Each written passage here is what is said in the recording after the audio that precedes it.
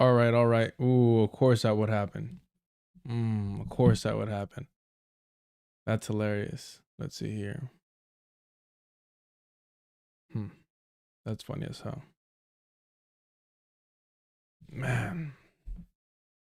At least I could do this for now. Let's see here. Por lo menos, por mientras. Thank y'all for being here. Let me add this real quick. And of course, adjust it. I'm not quite sure what the issues are, but it's always something. It's fine. It's fine. It's fine. All right, y'all. Notice up front, it is going to be a shorter stream. I've been working. Wait. Hold on. Oh, that's fine.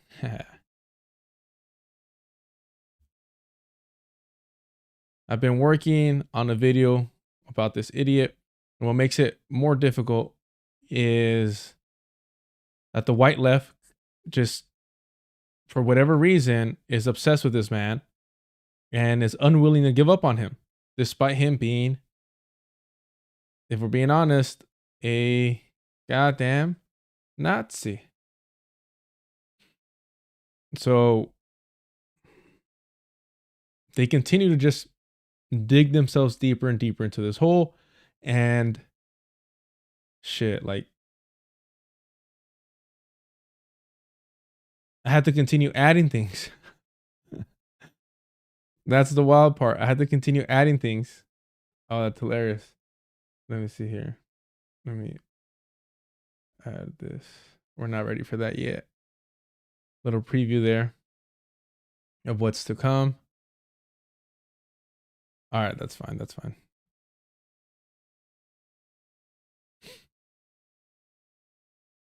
All right, y'all. So yeah, it's going to be a shorter stream today because I got to get back to work on that. But funny enough, when I start like recording stuff, I get like really tense because I want to get it down right, and I want to do as few takes as possible, but I want to make sure I say everything accurately and appropriately. Everything, like I overthink everything. I'll be honest about that. It's not necessarily an enjoyable process for me. I like this better. It's more natural. It's more fluid. I have y'all to bounce off of, which is more enjoyable. When I'm just recording stuff, it's just being by myself, trying to get shit right. Just increasingly getting frustrated and angry at myself for not nailing it. And I'm trying to do my best to limit the edits, so get things down more accurately. And on the first go, so that gets really annoyed. I get really annoyed and I get really frustrated with, mistakes that I make, simple mistakes. And when it's a good rant or whatever, it's got a good flow. I forgot to mention that one thing from the top because I don't want to have a lot of edits. It looks messy. It looks messy even when I try to like make it as smooth as possible. It looks messy, so I don't like it. It just means I have to get better. But when I start, I'm too stiff, right? I'm just looking at a camera. This is awkward. When I stream, I don't really have that issue for the most part. And I guess because I got a little bit of feedback. I mean, I guess I'm a narcissist enough to get a camera and start streaming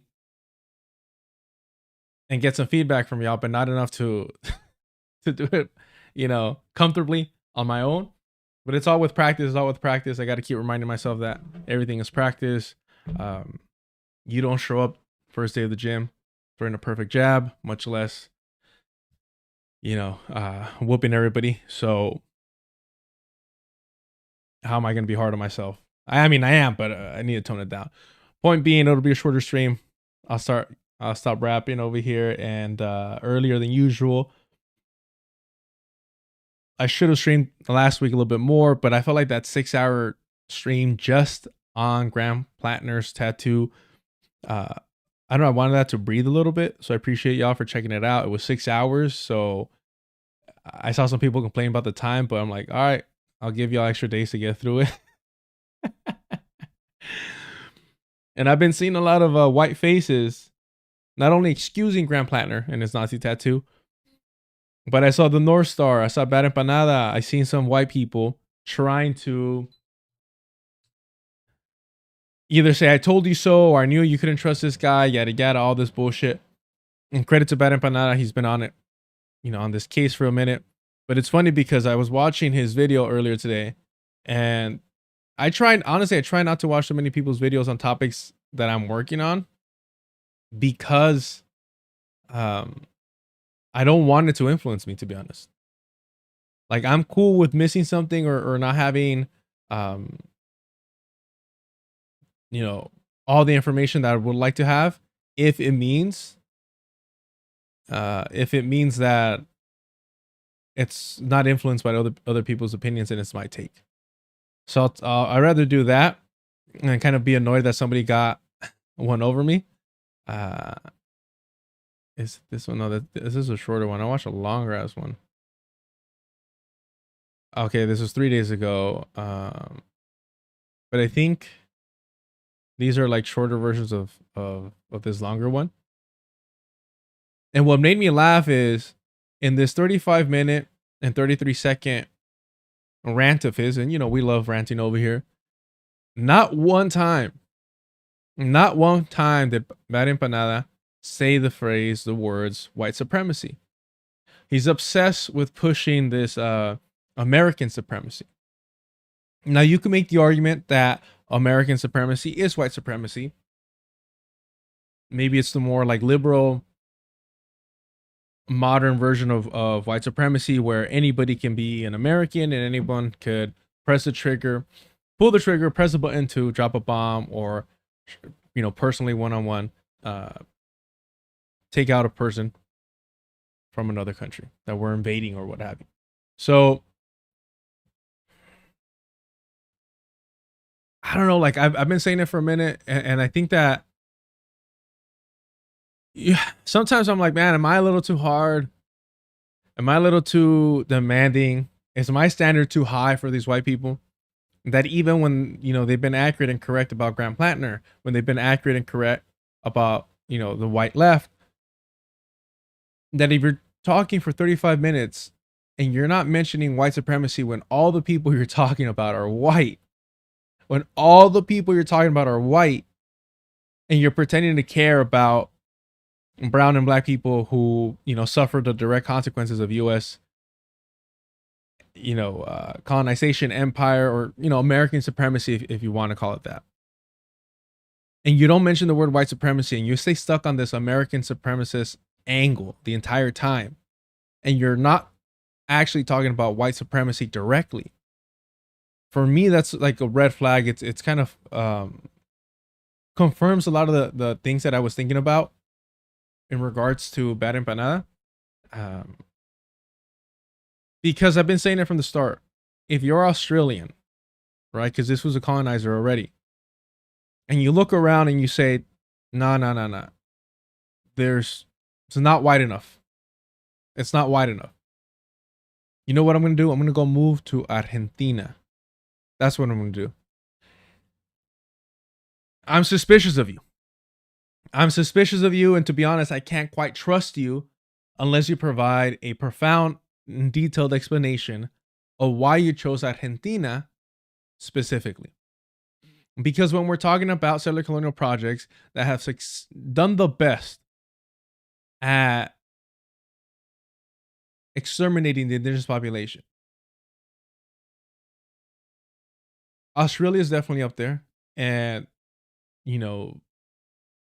thank goodness, got to get out of the habit of saying thank God, that there are some still Aboriginal people alive and maintaining their culture, and literally all fucking power to them. And I hope every Australian colonizer, I think we're all on the same page here about them, and that they get their land back and their sovereignty over the entire land, every fucking inch. Right? So, but when we look at Argentina, not only are they the fucking like premier example of exterminating the indigenous population, but they then went above and beyond in making sure that they also rid themselves of black people.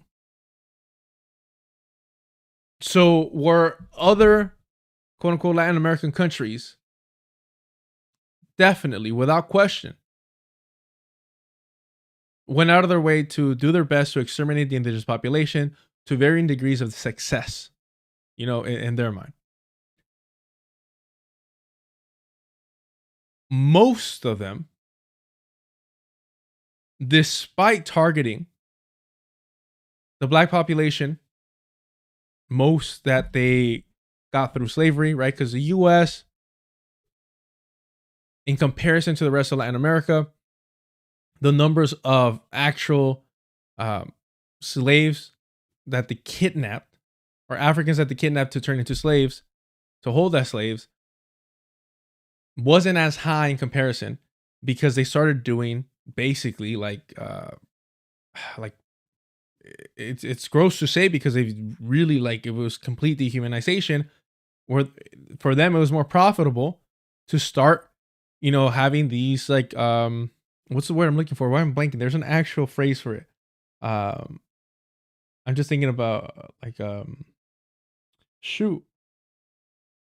Why am I blanking out on the? Ah, man.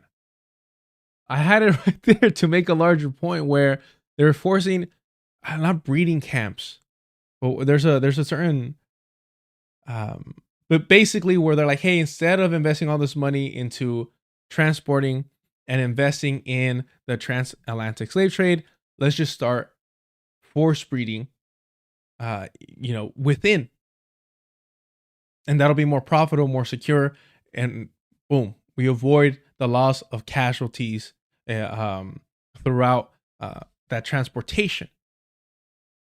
That was their main focus, whereas the rest of Latin America was still the actual kidnapping of slaves and transporting them, right?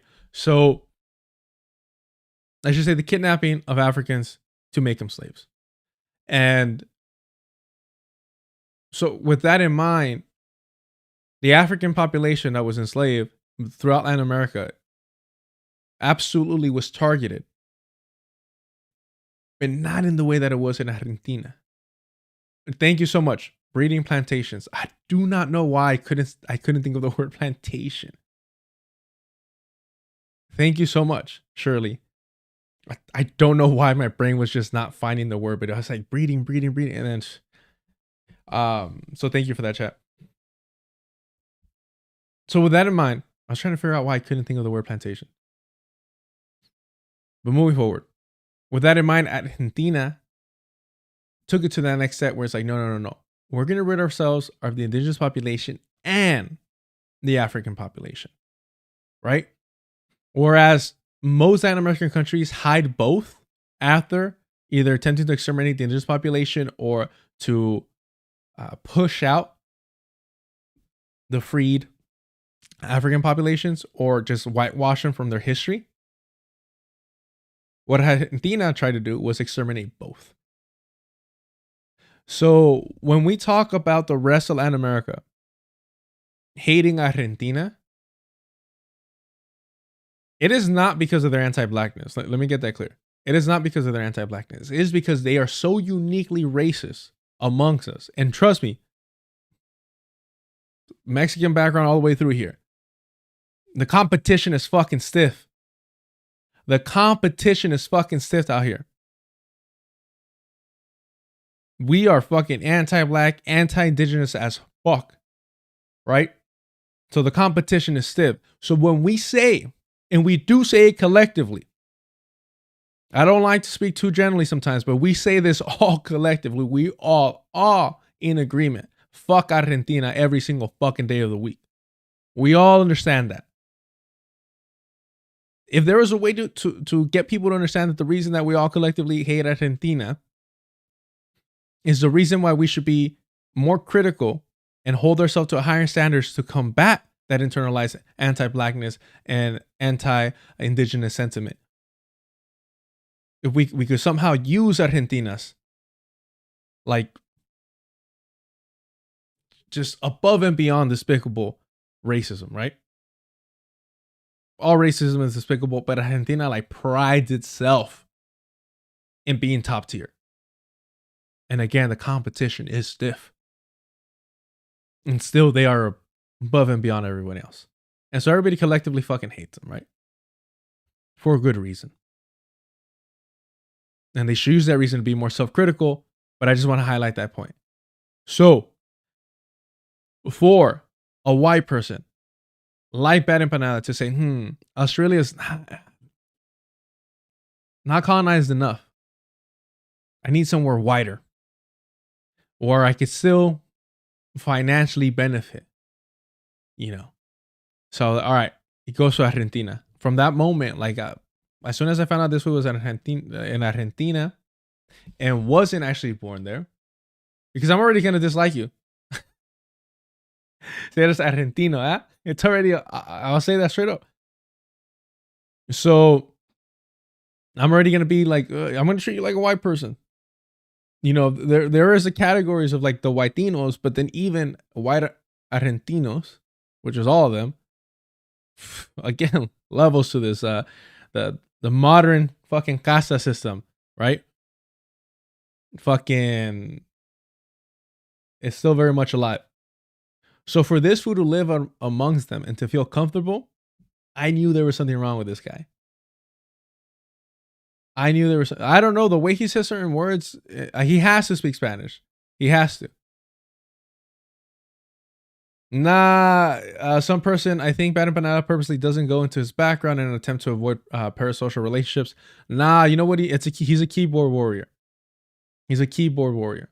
It's not to avoid parasocial shit. He's a keyboard warrior. And so he does a lot of fucking online harassment.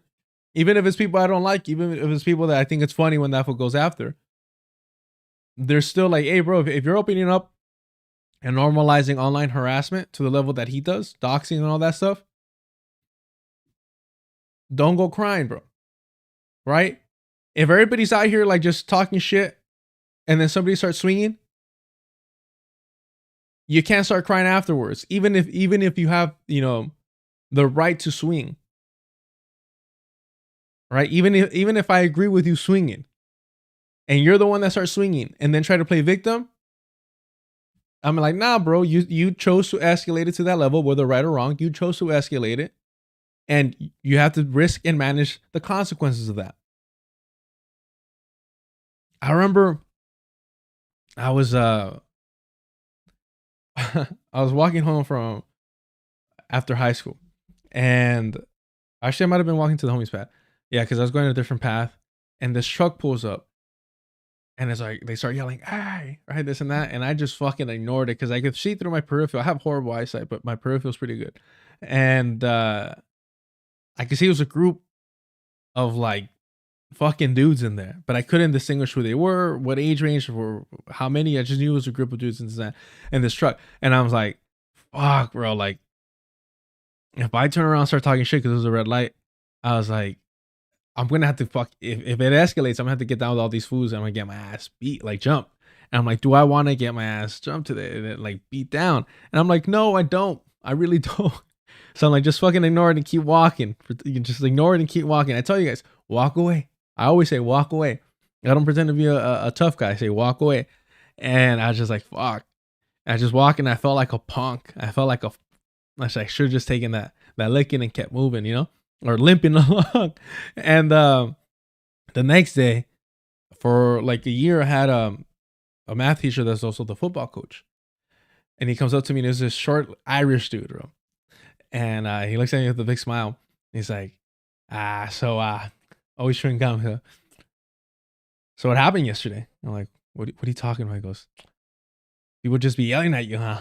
And I'm like, oh, that was you. And he starts laughing. He goes, yeah. And I go, bro, all I barely saw was like a truck full of dudes. And I'm like, nah, I'm not engaging. And he looks at me and goes, pretty smart.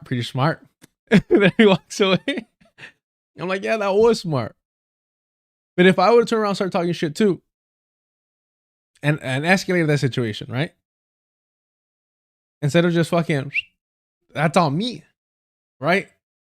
So I don't have that surfboard warrior mentality. For me, it's like, hey, bro, like if you're trying to fucking dox people, you're trying to get messy like that. If you're trying to fucking gloat about CPS, Child Protective Services, wasting their time on some rich Zionist family, if you're trying to like go down that route, don't be crying when those same forces that I agree you should be against come back after you.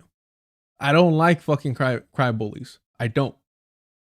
Because if you're going to get down and messy with these fucking people, hey, understand you're going to get shit on yourself. You're going to get mud on yourself. You're going to get some mud, blood, and guts on yourself. That's just part of it. That's just part of it. So I don't like it. And it's a very white thing. It's a very white thing to do. You know, they like to tell us that we're always the ones crying and complaining, this and that. Nah, it's such a white thing to do. Like, how many of us, like, you know, you get back up, dust yourself off, you fix your hair, and, you know, you walk away with some sense of pride or actually squaring up when you need to. But that's just a long rant to say I don't like this food for a lot of reasons. If you choose to go from Australia to Argentina, that's already suspicious. If you're a fucking cry bully where you can't, you know, you're the one fucking bringing up the heat in the kitchen and then start fucking crying over that shit, I don't like that either. I don't like that shit either. I always think about like sparring. When you go to spar and you start throwing heavier shots, you can't get upset when the other fool either matches it or starts escalating that as well. That's on you for trying to fucking raise the temperature in the room. So when you get hit back with something that, you know, harder than what you wanted to, well, guess what? You had to initiate that shit first. So for me, whether you're in the right or in the wrong, if you're trying to escalate, don't fucking start crying when people take it further. Because you chose to escalate first. Don't start fucking crying when people take that shit further. That ain't what you want to do, right? Fucking every bar is quotable. So, with that in mind, this motherfucker, 35 minutes, talking about white people, does not say white supremacy not once. And it made me laugh because I'm like, bro, like, there's these little details, these little things that I'm like, I know I can't trust you. I know I can't trust you. So, I can't, I don't think I will include like BadEmpanada, North Star, these opportunists that want to pat themselves in the back over being correct about Grand Platner or refusing to normalize Nazis. All the shit, I'm not going to include them because I feel like it's going to be too petty and too out of left field. And I already got enough in my plate with all these fucking white people just continuously showing support for this fucking crypto Nazi. So I kind of have to like not be petty. I can be petty here and go on a fucking 30-minute rant about this food. But in the edited videos, I like to keep it 35 minutes or 40 minutes tops. And so it bothers me that I can't include, because North Star actually, well, before we move on to North Star, this is what I'm talking about here. Watch. It's towards the end. Okay. Literally tells you that he's going to call it American. Because this, you know what, it's also a little frustrating. It might be that I'm too patriotic. It might be that I'm too patriotic. But what's also frustrating is like, because George over here says, what was it, George? That he called you Anglo. Right? Yeah. BadEmpanada called me Anglo on Twitter once and I laughed my ass off. Yeah, they think that because you're American. That's it.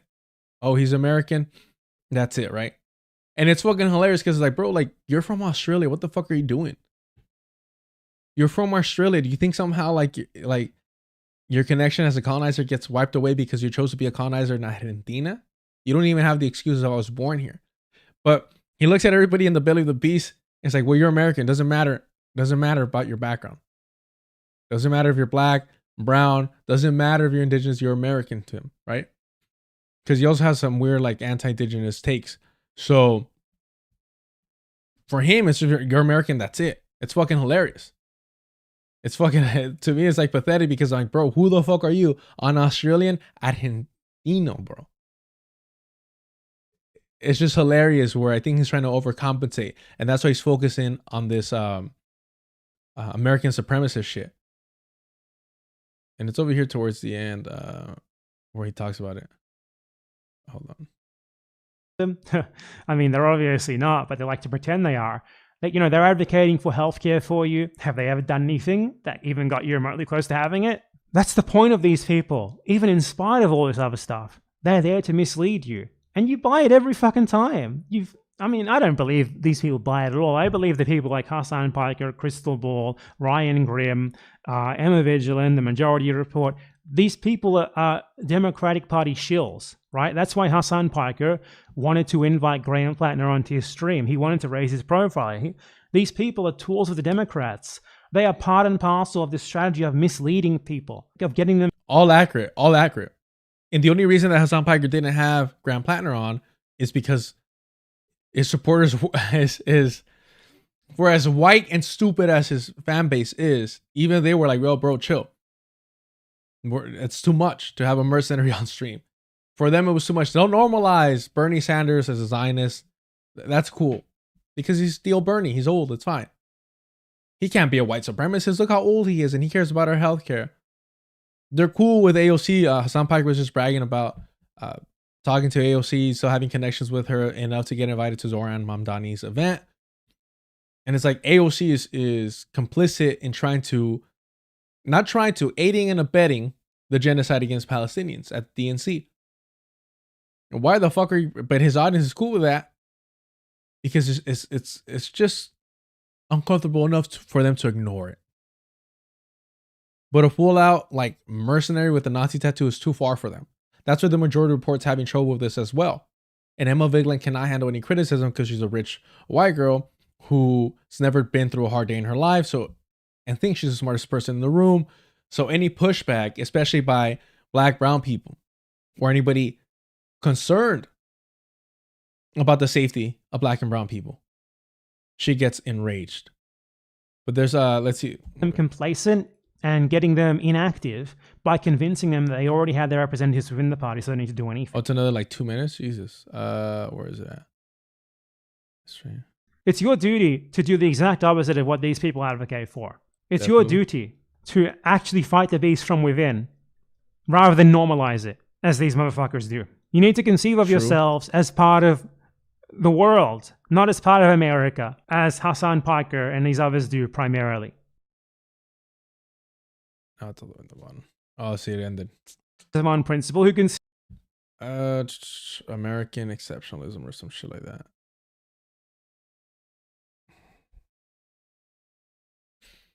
Yeah, he keeps saying the American left, American supremacists. Or is it oh, here it is. Platner reveals that the American left is just American supremacist. It's going to be called the American supremacist left. And honestly, fuck these people at this point. I agree, fuck these people. But the American supremacist left. I'll tell you what the title of my video is going to be called. It might be too long though, so I might shorten it. It was going to be Graham Platner exposes. Thank you, N. Walker.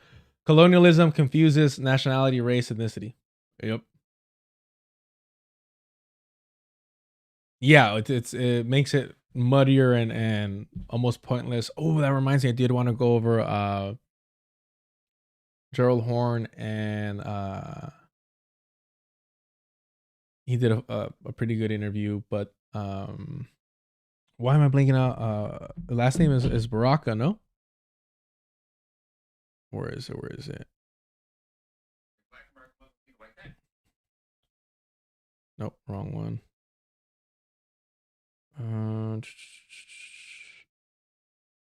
Oh, that's right. It's a Ajuma Baraka. Who dropped me? Somebody share something with me right now. What's it?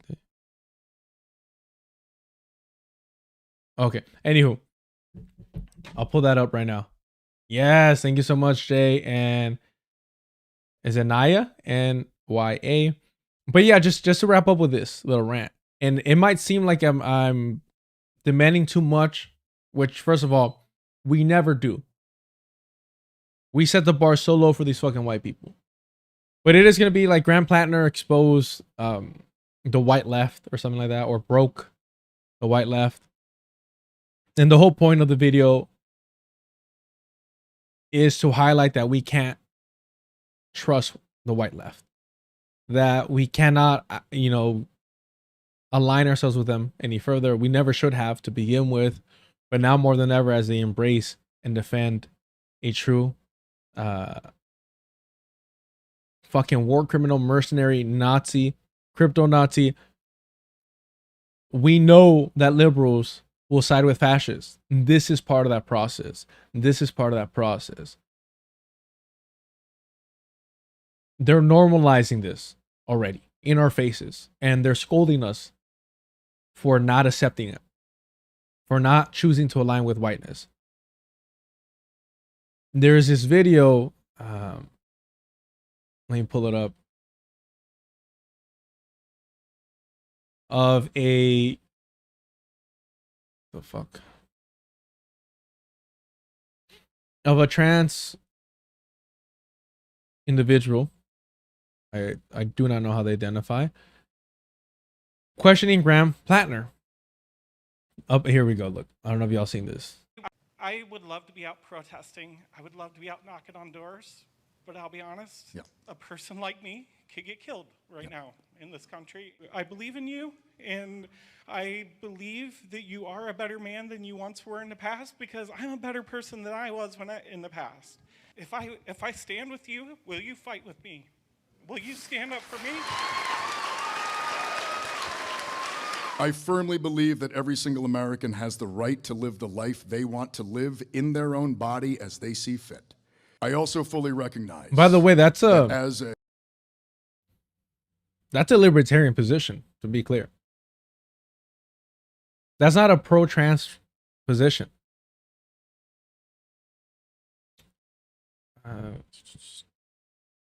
I'll turn up the video. Yeah, I'll turn up the video. My bad. I'll start it from the beginning. Sometimes I forget that my audio is different from y'all. Let's try this one more time. Let me know how this sounds. I would love to be out protesting. I would love to be out knocking on doors.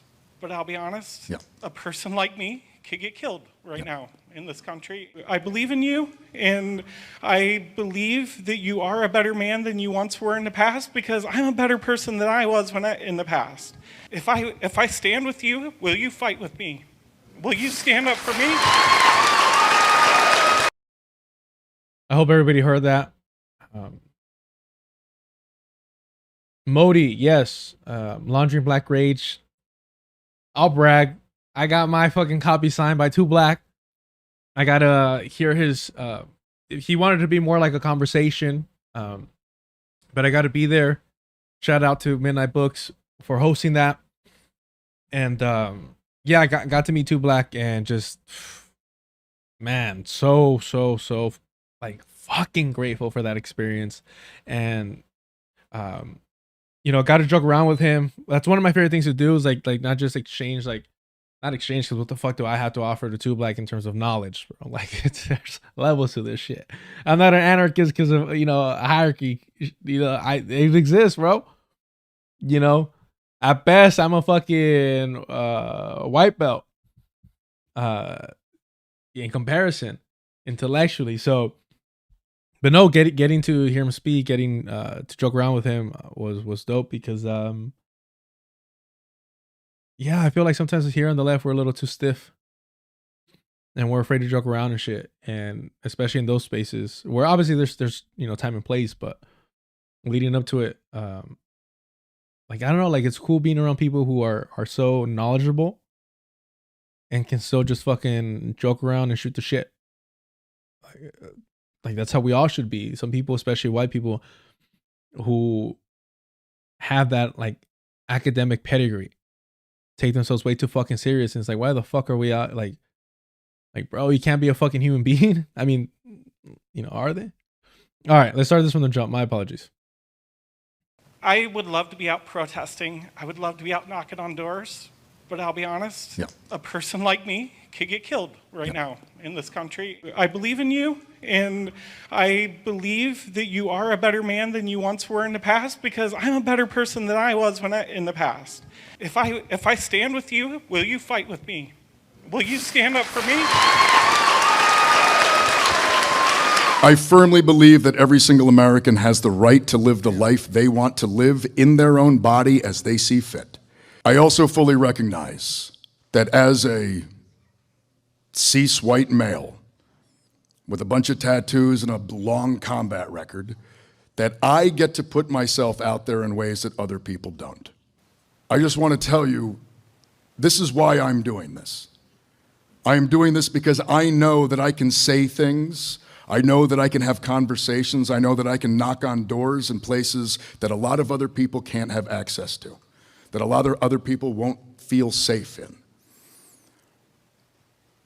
That is a responsibility that I feel, and it is why I am doing this. And I just want to say thank you, because I know how hard this is. Yeah, I just want to say that, yes, I will absolutely stand next to you. And if we ever have to go knock doors together, I'm happy to stand by your side.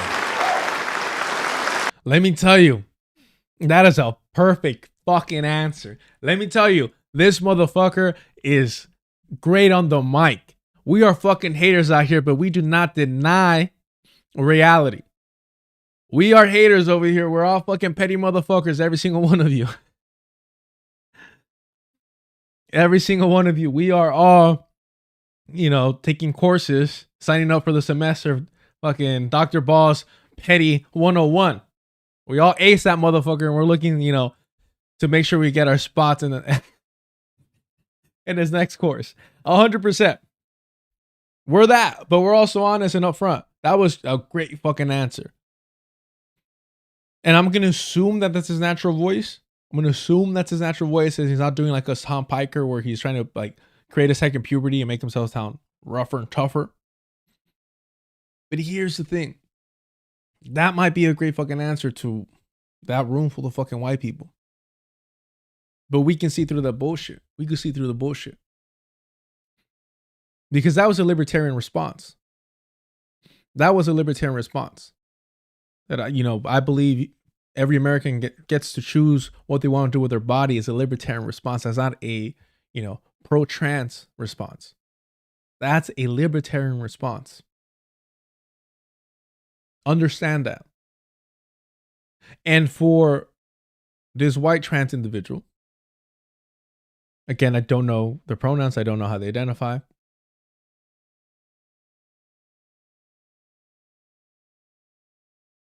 To talk about, I know you're a better person because I used to be a worse person because this and that. How fucking convenient, though. How, whether it's gay white people, whether it's queer white people, whether it's trans white people, they will align with whiteness as long as they get to buy in, as long as they get to be included. They will buy into whiteness. In fact, they're all fighting for whiteness to secure their own safety and well-being. And they will throw the rest of us under the bus. Look at the way that black trans people are treated by white trans people. Just because you are marginalized does not mean that you're magically not racist. It doesn't mean that you're magically not benefiting from white supremacy. It doesn't mean that you don't have to challenge and abandon your whiteness. It doesn't mean that you have to be a fucking race traitor, homie. You gotta be a fucking race traitor. That's what we're fucking looking for.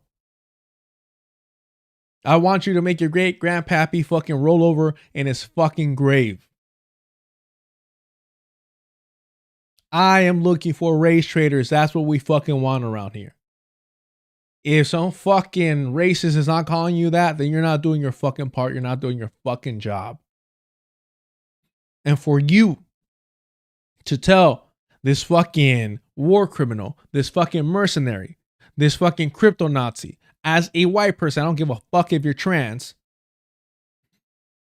I forgive your sins because my sins have been forgiven. Chingate.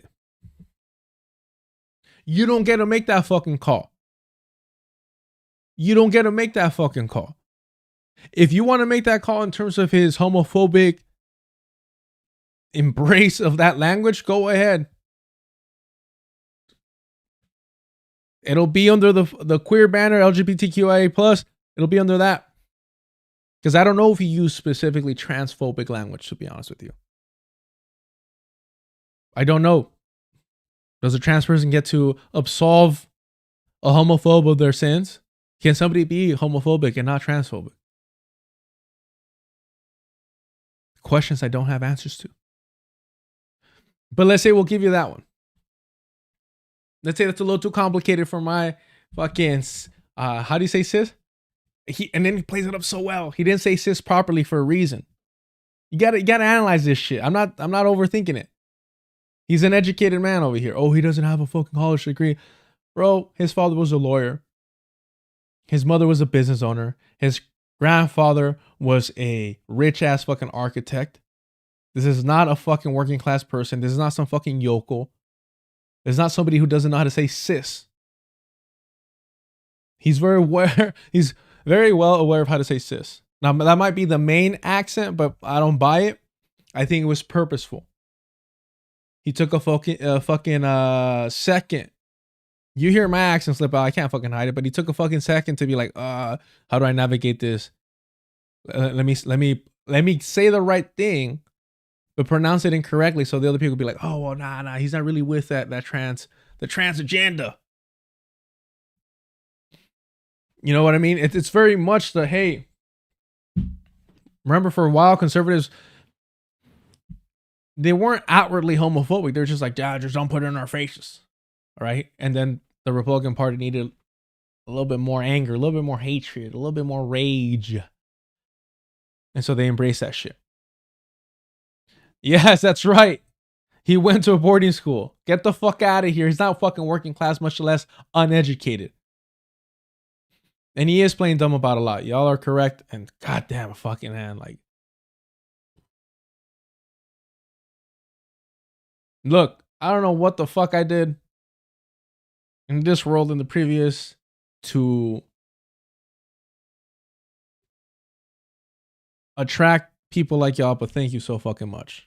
I want to say that. Thank you so much, because sometimes I feel fucking paranoid. And as John Trudell said, sometimes it pays to be paranoid, right? But sometimes I feel paranoid. Sometimes I'm like, am I fucking reading too much into this shit? Is the fucking tinfoil hat on too tight? What the fuck is going on? Am I just that hateful? Do I irrationally distrust white people this much? What's wrong with me? Because it feels like I'm seeing shit that other people don't see. And then I tap into actual fucking radical spaces. Predominantly, let's be honest, predominantly black. We need more radical brown spaces for sure, without question. But y'all have always left the fucking movement that it will never be up for fucking debate. Tap in and I'm like, no, like, I'm not crazy. He's just slick. He's just smooth. And we see that. I expect to see more of mini Obamas, to be honest. But we really only gotten a handful that are actually like legit. Alejandro Ocasio-Cortez, now with Zohran, and now with this fool. That can play, they can really play it up in the mic. And then who's Crockett? What's her first name? Democrat Crockett or some shit like that. Jasmine Crockett. She's like struggling. She's struggling a little bit. She's got, because it's really important to be attractive. We've talked about this. It's really important to be attractive. Right?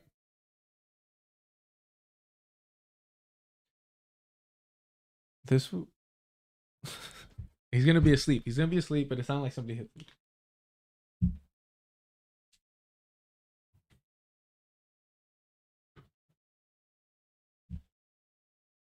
Yeah, he's asleep.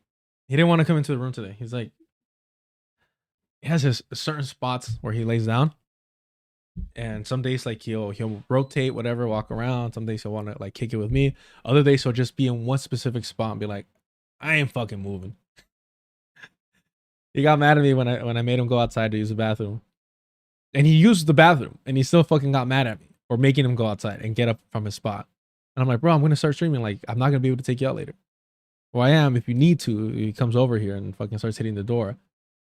But it's gonna be a little trickier. So just go out now. And he went out, used the bathroom. And still, moody motherfucker. I don't I don't get it. So Jasmine Crockett has the looks, which you need. She is great on the mic. But there's something like there's just she's had moments. But I don't think she's transcended that yet.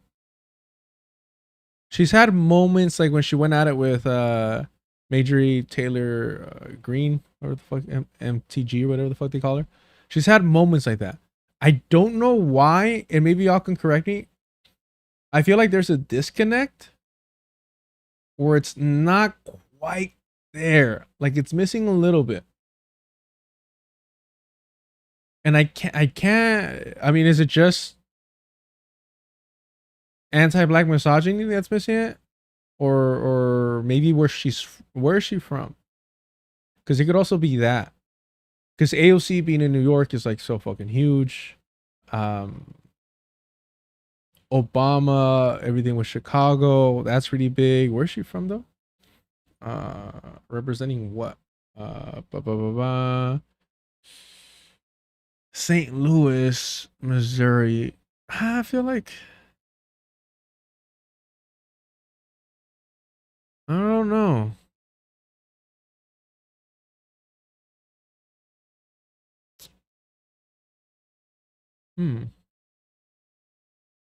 I don't want to be a coastal elite.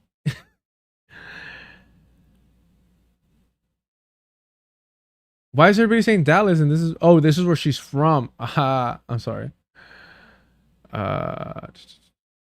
Okay.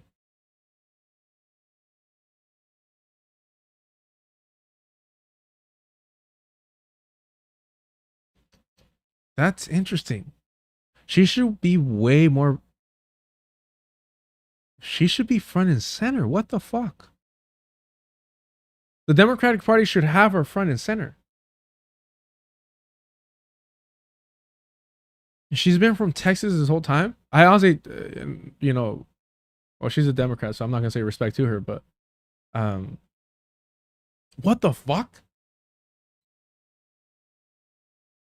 I'm kind of a like, holy shit. Like, look, I'm not out here to fucking Jasmine Crockett fucking 2020 whatever the fuck. 2028? Is that what we're doing? I'm a little perplexed. I'm not gonna lie to y'all.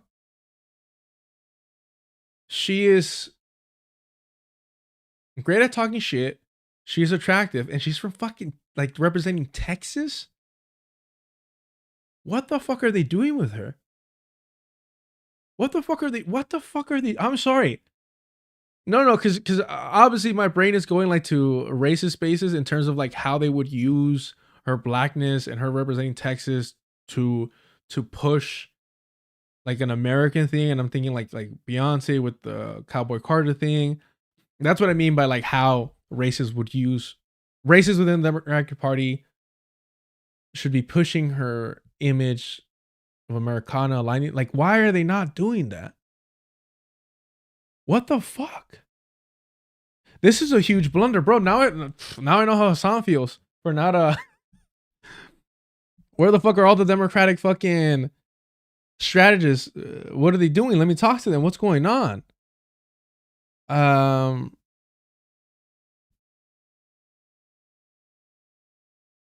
Lucas, bro, y'all know a black woman who doesn't always code switch is going to be shunned out of the spotlight.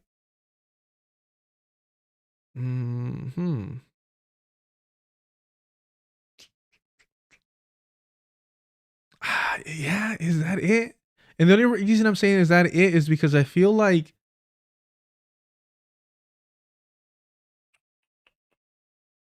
the code switching. Okay, maybe it's something just my brown ass is minimizing. And the reason why I'm kind of like not pushing back, but a little surprised with that response about the code switching is in terms of social media today, I would see that as a plus, as a benefit.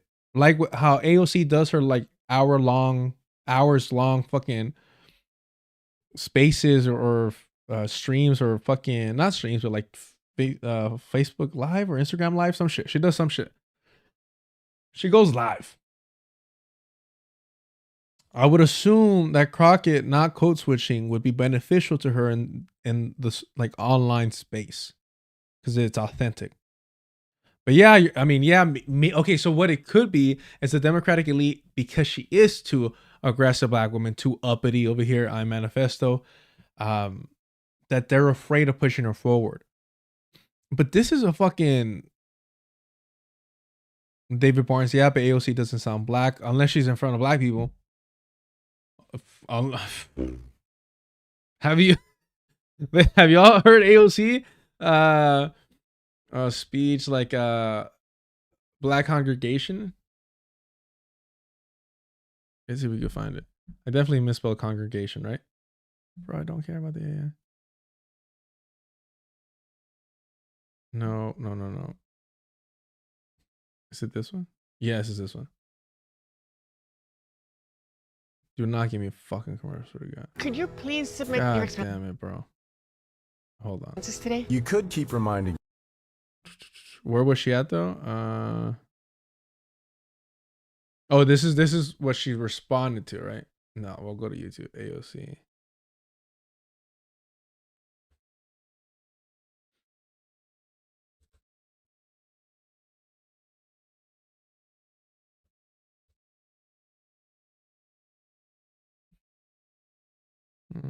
I think congregation. It wasn't.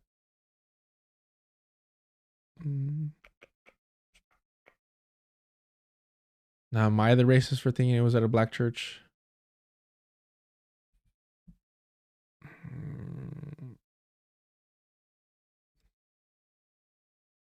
Let's do Southern drawl, I guess.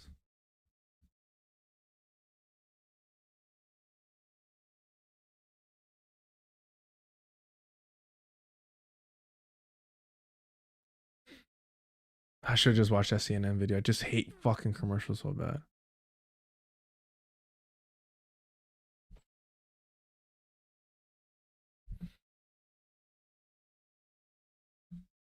She did do it at the DNC also.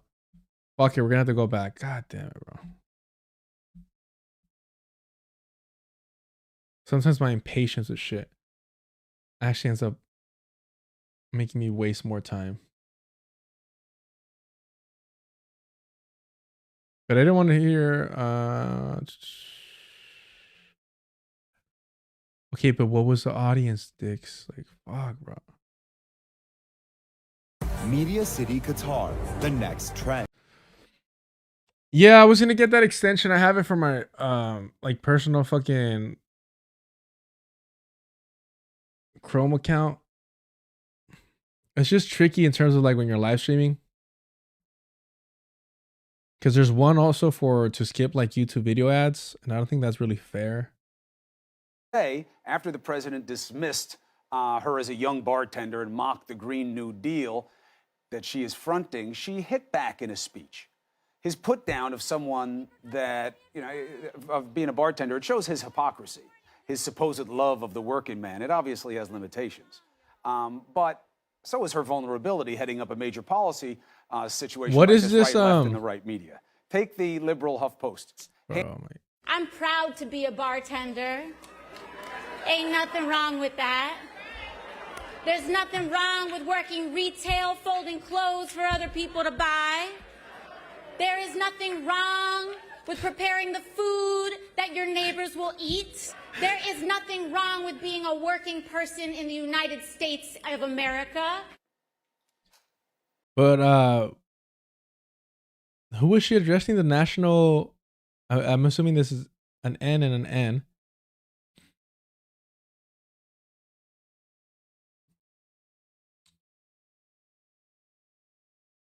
Yeah, is that not how she normally talks, everyone?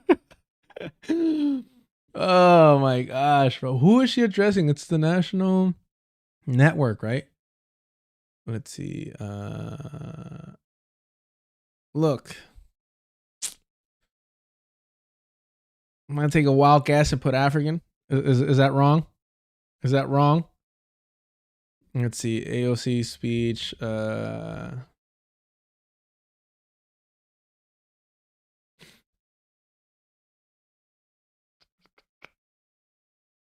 It wasn't A.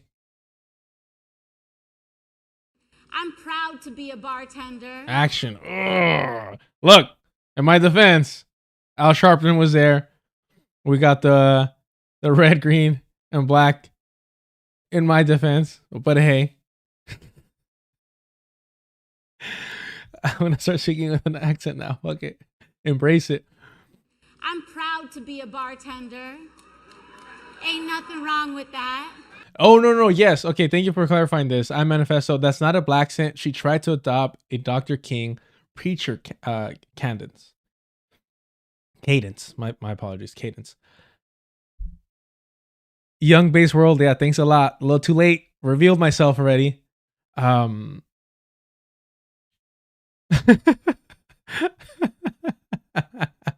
went for it. Look. I saw Al Sharpton. Were the odds in my favor? I think so. Look. Yes, the cadence. Excuse me. The cadence is very much it's a preacher. But it's very specifically a certain type of preacher. Right? She's not doing the, if you all haven't seen, is it The Devil All the Way or The Devil All Along? All the Time. The Devil All the Time. I enjoyed it. I thought it was a nice hick movie. And it's nice to see Tom Holland play, actually have an acting role that is in Spider-Man. But Robert Pattinson apparently refused to have a dialect coach for this role. And he's like, "Now I'm just gonna do it." And he's British, right? And it's a very, very fucking like cartoonish, like white Southern like preacher accent. And there's a song in this fucking movie that I absolutely adore, and it's like a super Christian song. And I love like hardcore Christian, like wash in the blood of the lamb fucking type of music. Like if y'all have any recommendations, send it my way. I love that shit. When I'm feeling down and out, I put that shit on.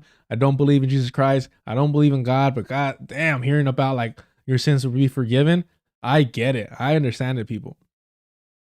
But he does an accent here in this movie that he refused a dialect coach, and he just came up with it himself, and it's so cartoonish. His is so much different though, because he's trying to do a white pastor. To when people try to do, yes, a fake like Martin Luther King cadence. I still think it's fake as fuck. So goth, she's black, Tom Holland, and the frog in his mouth. I just, you know what? He's making Zendaya happy, and I got to be the bigger man and say, I'll step aside.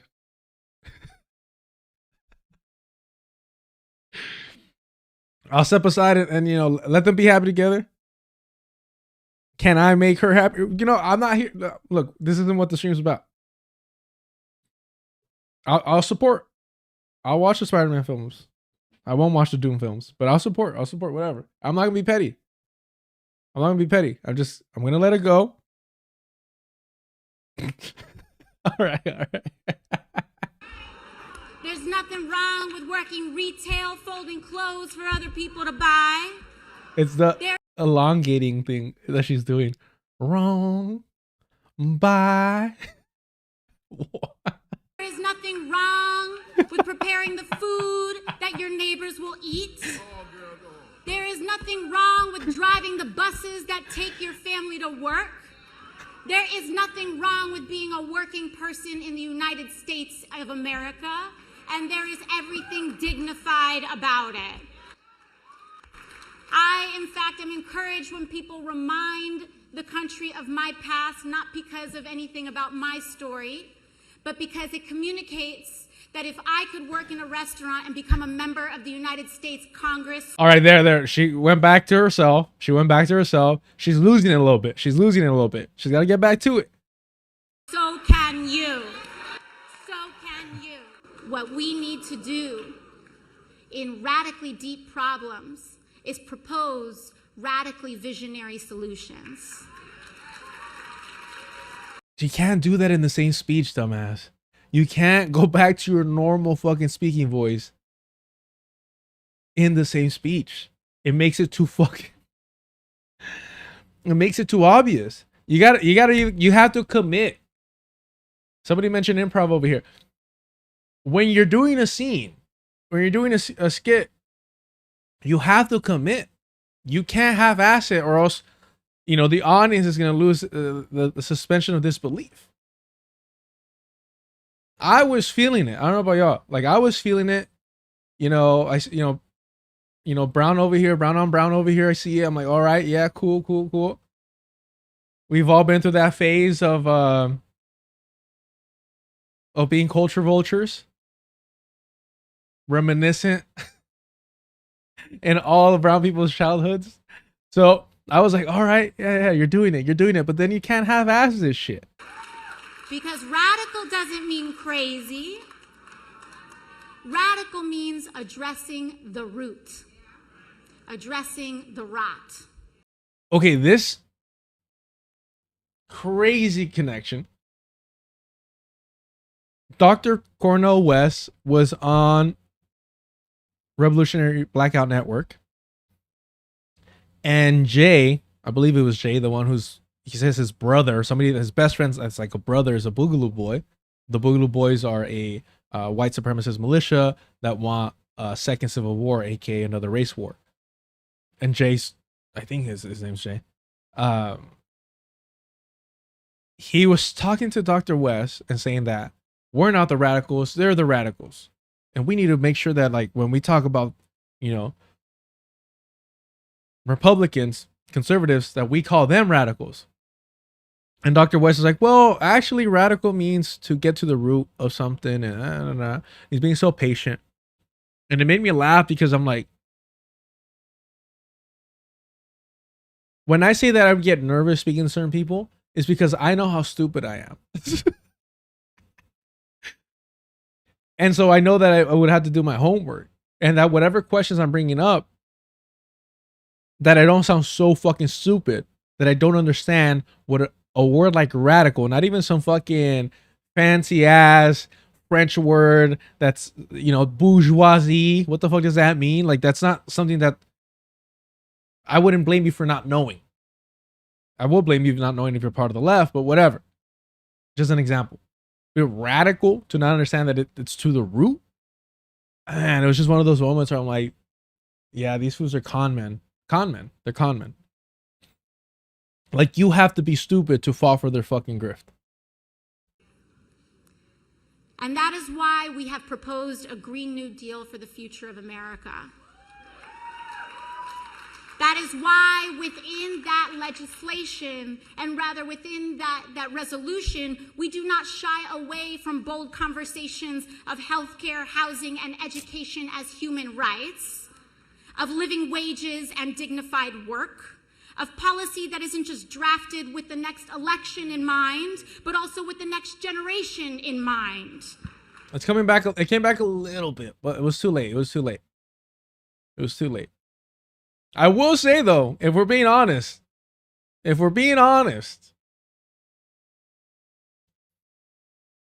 crowd wasn't feeling it towards the end.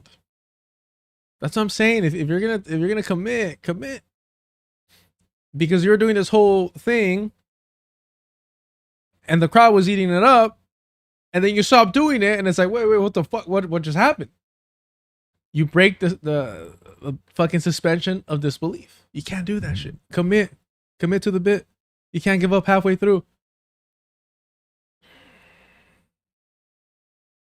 But yes, there's also say Jasmine Crockett should definitely be a bigger player, but like the racism within the Democratic Party is just holding her back from truly being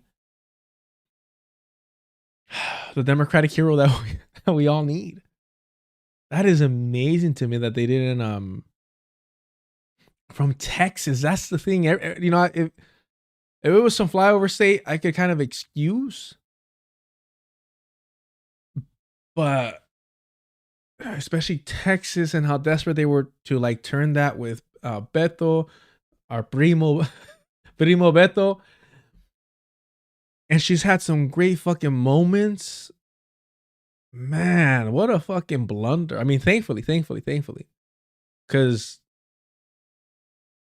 she's dangerous now, but if they really pushed her, everything that Kamala Harris was missing in terms of actually having a personality, a character, being a human being, Jasmine Crockett for sure has. If they're trying to angle that invest in or capitalize in that intersectionality, that would be it. Damn, I can't get over it. Yeah, I cannot get over that. Wow.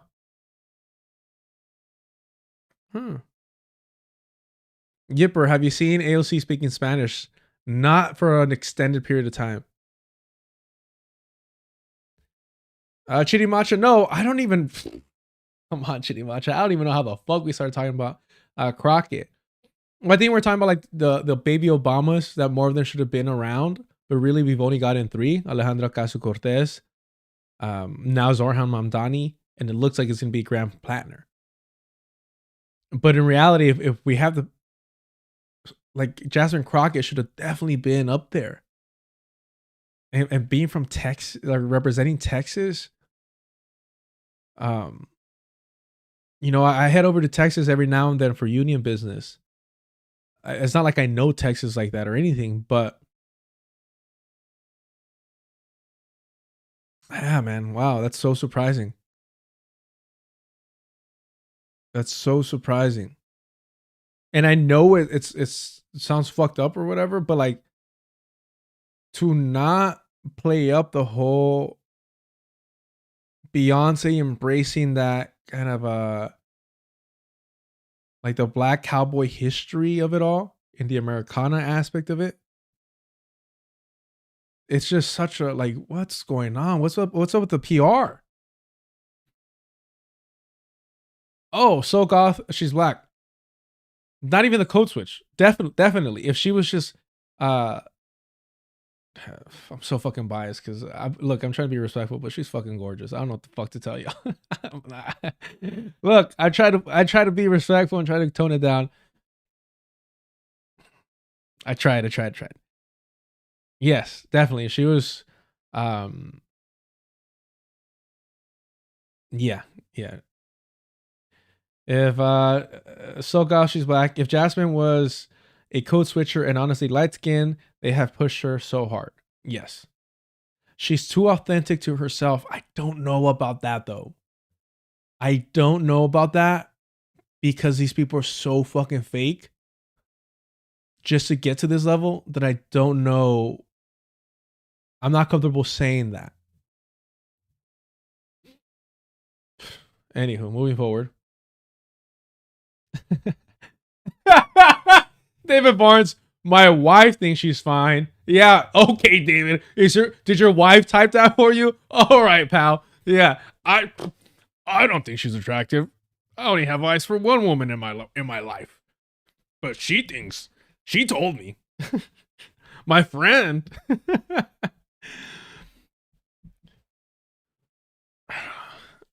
Look, again, not to encourage the parasocial relationship stuff, you know, but Gipper, she is not safe black. She is not like a safe black color.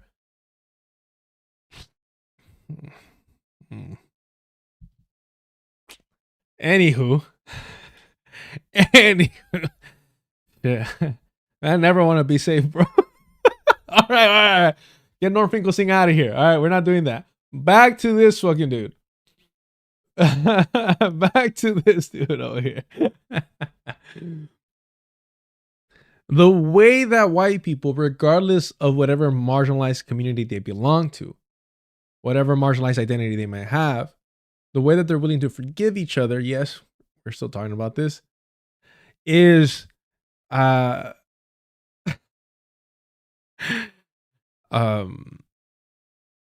hilarious. Is that and I hate saying a lot. I really do. Sam Cedar moment. They will always side with whiteness. They will always side with whiteness.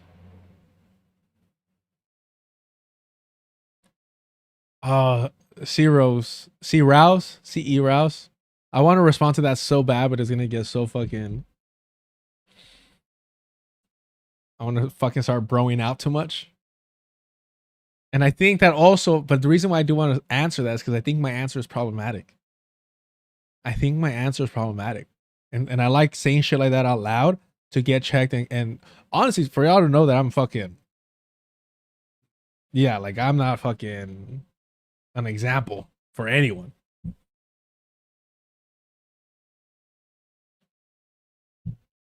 All right. But he says another thing here. That really fucking, it's so fucking pathetic. So fucking pathetic. When he talks about, let me find it real quick. This part. A bunch of tattoos. Male. Oh, what did you say? With a bunch of cis white male. Cis white male. Their own body as they see fit. I also look at the pause. Pay attention to the pause. Also fully recognize that as a cis white male. He's like, do I say cis? No, I'll say cis. Don't like that. With a bunch of tattoos and a long combat record. A bunch of tattoos and a long combat record. Homie, we're not upset. If you had a sleeve, if you had the whole fucking Yakuza fucking body art, maybe not the Yakuza specifically, but if you had that whole fucking shit down, we wouldn't have had an issue. There would be no issue. There'd be no problem, bro. You could get your fucking face tatted up, homie. You could put a giant fucking M for fucking Maine if you wanted to. Maine nunca para right there. No giant fucking M. There'd be no problem. It's not about your bunch of fucking tattoos. It's about your fucking Nazi tattoo on your fucking chest that you've had for how many decades at this point? At least a fucking decade? That's the fucking problem. It's not about all your tattoos. It's about one fucking tattoo, pal. It's one tattoo. But you see how they, just all my tattoos. No, motherfucker. No. And then he talks about a bunch of tattoos and a long combat record. You brag about your combat record, motherfucker. Combat record. You mean the fucking war crimes? You mean the fucking war crime record that you got? Come on, bro. That's hilarious. Joshua Ingram, Manjimbu. I was thinking about Amada, homie, but yes. They want to be absolved of the guilt of being settlers. Yep. Of being fucking colonizers, being fucking invaders. Oh yeah, just my tattoos. Just my tattoos and my long combat record. No, homie, your Nazi tattoo and your fucking war crimes. Man.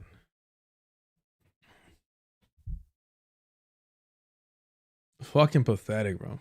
And of course, Ryan Grimm, who supports colonization as long as it's done to indigenous people, small population.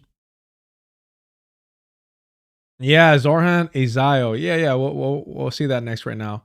About Brian Graham. This is the blue sky progressives all hate. This is the guy blue sky progressives all hate. First of all, if you call me a fucking blue sky progressive to my face, we're having a fucking problem. That is fucking disrespectful to me, my lineage, my ancestors, my history, my soul, my non-existent soul and spirit, to my essence, right? But it's so fucking annoying that they try to morph it, and I'm gonna cover this in the video I'm working on. This is what the stream's not gonna be 6 hours today. I'm not gonna want to be in front of a computer recording anything after 6 hours, to be honest with you. The first thing I do is go outside and play with my dog because I need some sun, I need some fucking reality. So it'll be shorter. And this whole like hall monitors, moralistic, like finger waggers, you fucking like purity testing, all this shit, all the unique ways that they're trying to change it into, oh, it's just these online lefties. Bro, do you think for a fucking moment that the people in Maine would feel uncomfortable around any Nazi fucking tattoo? Do you think the people upset about this aren't, oh, I don't know, black, brown, people that the Nazis hate and target because they're white fucking supremacists? I don't want to spoil too much, but literally that is my question at the start of my fucking video. All bullshit aside, everything else aside, that is my first opening my fucking video. My first question is, would you feel safe around Graham Platner and his fucking Nazi tattoo? Because everything else, push that shit to a side for a moment. I will break it. I'm going to break all that shit down. I will break it down. But at the end of the day, if you were out and about with your friends, family, loved ones, and you saw Graham Platner and his fucking Nazi tattoo on his chest at the beach or wherever the fuck, you see that, are you going to feel safe? Are you going to feel comfortable? Are you going to be concerned about the well-being of your loved ones? It's that fucking simple. And for whatever fucking reason, and we know what it is, all these white people like Ryan Grimm, like Sam Cedar, Emma Vigeland, all these white people like the Vanguard, Zach and Gavin over there, Crystal Ball, all these, Matt Stoller, all these fucking white people that claim to be on the left cannot understand or pretend not to understand why we wouldn't feel safe around this motherfucker. And that's before knowing his fucking war crime history, before knowing that he was a fucking mercenary, before knowing that he fantasizes about the slaughtering indigenous people and fucking here in the Philippines, anywhere the fucking US has tried to fucking destabilize. This motherfucker wanted to be there. Why? Because he likes small wars. AKA, I like to be the fucking big dog and crush black and brown people.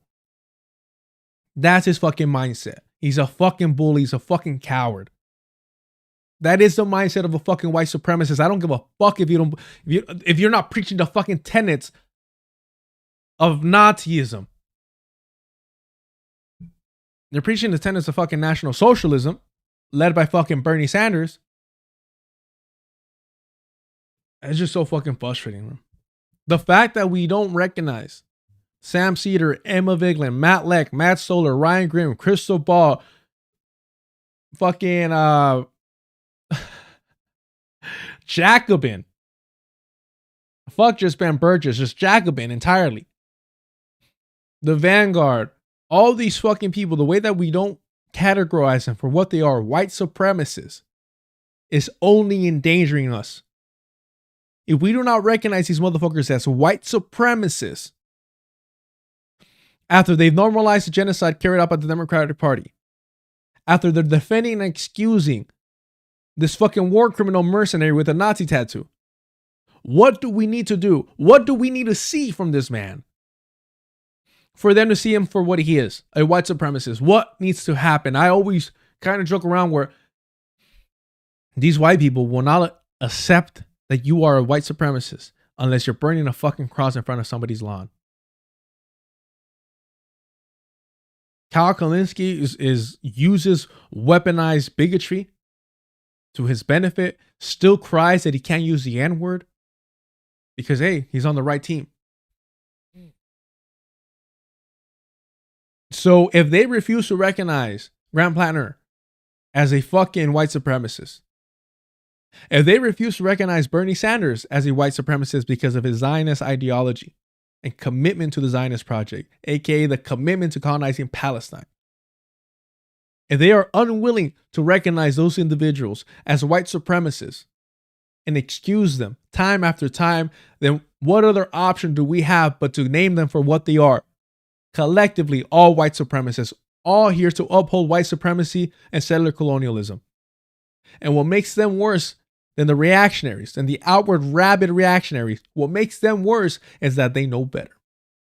What makes them worse is that they weaponize their knowledge, the language that they acquire from us, to pretend that they're on our side. It is insidious. It is insidious. Malcolm X warned us how long ago? And we still haven't taken that shit to heart. And they use the Democratic Party to their advantage because they're like, oh, we're to the left of the Democratic Party. We're willing to criticize them. Oh, it's the Democratic Party that's going after Grant Platner. I think it's controlled opposition. I think it's give me a fucking tinfoil hat. They don't give a fuck if Grant Platner or Mills wins. Hell, they don't give a fuck if a Republican wins because then they'll just fundraise more money from that. But they have to make it seem like Grant Platner. I mean, look, this is how ridiculous it is. Pod Save America, the Obama guys that work and wrote for Obama. Grant Platner went to them and said, hey, here is the video evidence of me dancing and singing to Miley Cyrus, which is already a fucking red flag, with a Nazi tattoo on my chest. Here it is. Let me break it. Let me get ahead of this shit with your help and assistance. How is this not controlled opposition? How is this not meant to make us think that this guy is actually for the working class and fighting for us? The Democratic establishment doesn't want him because he's here to fight for you and me, and he's not going to accept big donor money, and he supports a ceasefire in Palestine. But if he would have been deployed to fucking Palestine,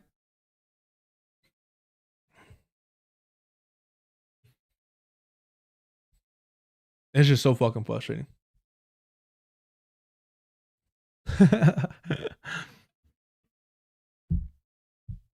I'm not saying anything unique. I'm not saying anything illuminating. I am not more intelligent than you or these fucking people. I do not have access or have acquired some unique fucking knowledge. I'm not doing any fucking deep work over here. This is surface level bullshit that if you weren't fucking blinded by your allegiance and your devotion to white supremacy and your own well-being, you would clearly see. Because we can fucking see it over here. We can fucking see it. Why can't they? Because it doesn't benefit them to see it. Because it does not benefit them to see it. Our safety and well-being is at risk aligning with these fucking people. If they are willing to excuse a fucking mercenary because, oh, it's so hard for people coming out of the military to find jobs. Oh, yeah. So fucking hard for them to find jobs. That he just had to. He had to become a mercenary. Interesting how before becoming a mercenary, he was bragging about small wars and wanting to go out to Afghanistan. And guess what? He made it happen. He signed up to be a fucking mercenary and went to Afghanistan. And they want you to believe that, oh, it was so heartbreaking for him once he was there and he realized not the atrocities that we were committing, but the money we were fucking wasting out there. That suddenly he's against war and he's an anti-imperialist. Fucking bullshit. He wants an efficient killing machine. He wants an efficient killing machine. That's what he's advocating for, you dumb fucks. This motherfucker protested George W. Bush when he was in high school. He understood the war machine and said, sign me the fuck up. I want an adventure. AKA, I want to kill brown people around the world. That's what he was said. Grant Platner. That's what he wanted. That's what an adventure is for these fucking white people. They think they're fucking Indiana Jones. But this motherfucker wasn't squaring up with Nazis. He was getting tattooed by them.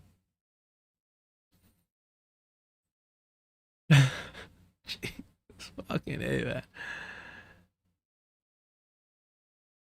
It feels weird to me to say, hey, super chats are turned on. If you want to help support the channel, hit the like, subscribe. If you haven't already, hit the notification bell to know when I go live. It feels weird to push all that shit. I have a Patreon. I don't push it. I have a Patreon. I don't push it because I don't think I'm doing anything fucking unique. Whatever the fucking first generation fucking indoctrination of working hard no matter what and don't ask for fucking handouts, because white people will always accuse you of getting handouts left and right. That you earn nothing when you work harder than they ever have. When your life has been more difficult than theirs has ever been. I'm trying to break through that. Because I see all these fucking white people making money over here. So I'm like, hey bro, you're putting in the work, you're putting in the time. You're not forcing anybody to help you out. And you just fucking do it, embrace it. It makes me uncomfortable. It truly does.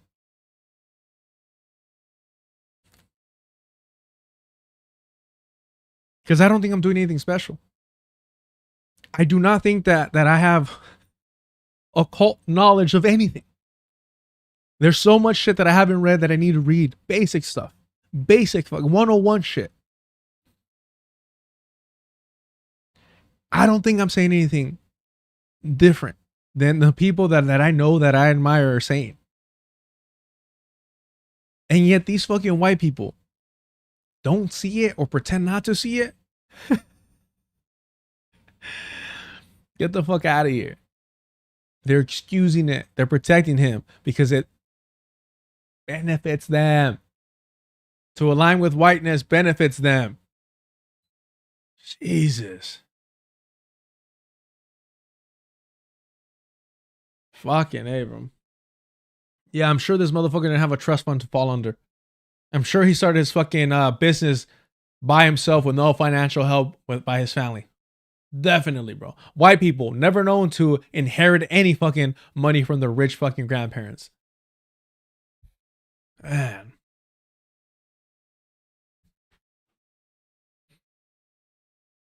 This one right here is fucking funny. So to the point of you being the same guy your whole life. Bro, this is definitely gonna be in the video. Look at this, look at this. So to the point of you being the same guy your whole life. This is something I've seen people ask, and I wanted to get your story on it, which is, so you're in high school, I think, when you went and protested Bush's speech in Maine. You went and protested in 2002 in the run up to the war in Iraq. You think I was protesting shit in high school? You think I was protesting shit in high school? I was trying to fucking get enough people to put 5 on it, motherfucker. That's what I was doing in high school. Oh man, before senior year. Basically, senior year I had a fucking job. I was wasting that money on fucking green, baby. I was in high school when the clinics were hitting hard over here. It was a fucking green fucking gold mine all over.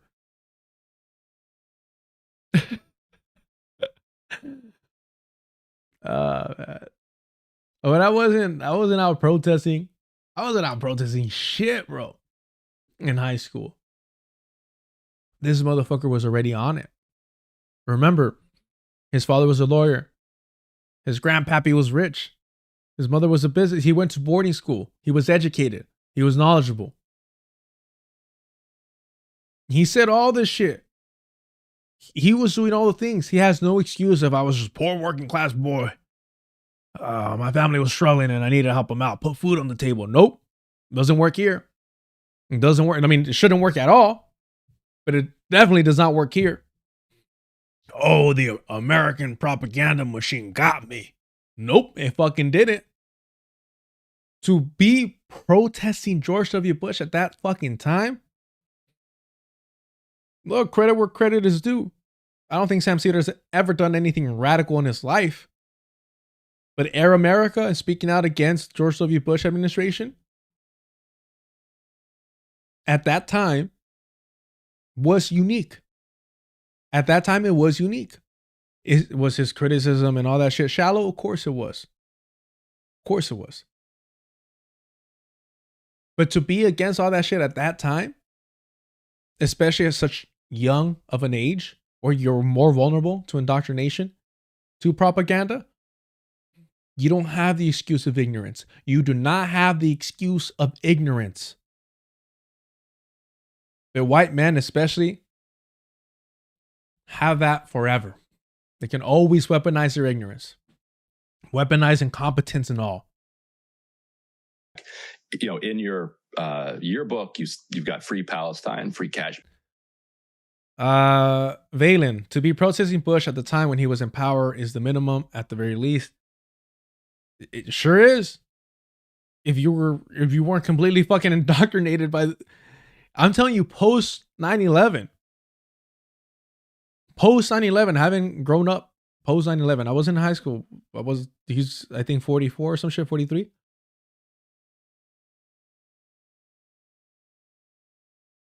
David Barnes, yeah. He was voted like most likely to start a revolution, and there's like photos of him holding like signs and shit like that. Yeah, there's evidence. Yeah. See, the thing is, this does not help him. Protesting Bush does not help him. Because then what's the excuse for joining the military? You're going to see how he struggles to answer this. So to the point of you being the same guy your whole life, this is something I've seen people ask, and I wanted to get your story on it, which is, so you're in high school, I think, when you went and protested Bush's speech in Maine. You went and protested in 2002 in the run up to the war in Iraq.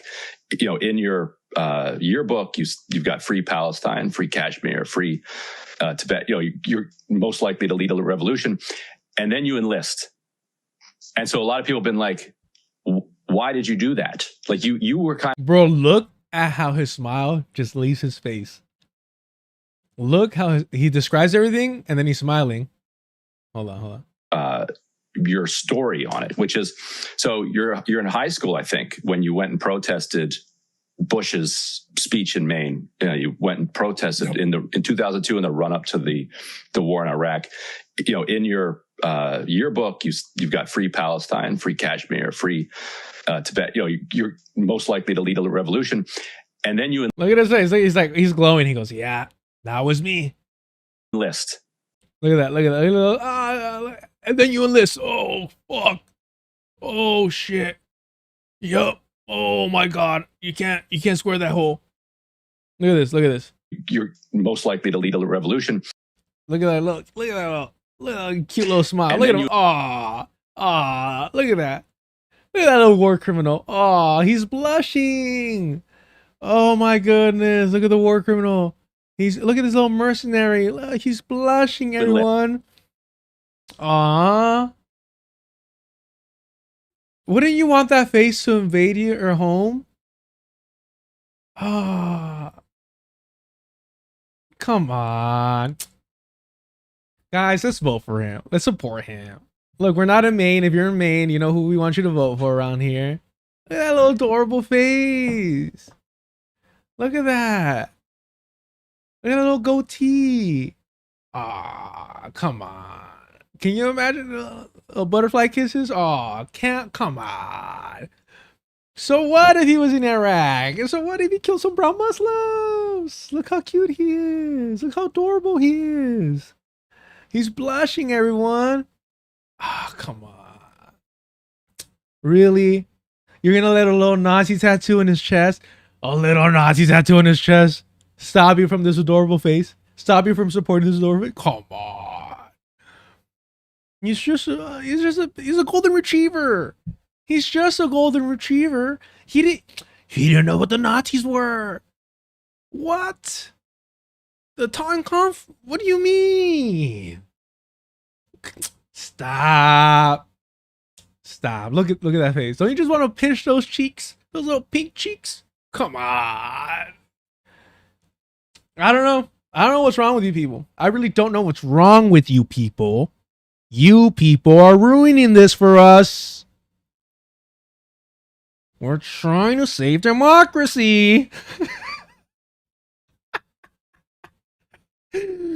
But you people are self-destructive, aren't you? You people get in your own way. You people don't let us save you. Oh, man. Look at a little cutie. Let's see that smile wipe away. So you were most likely voted to start a revolution. So you protested George W. Bush leading up to the war in Iraq at such a young age. Huh. List. And so a lot of people have been Yikes. like, why did you do that? Like you were kind of eyes wide open in a way that other people who enlisted weren't. And so walk us through your decision to enlist out of, was it right out of high school?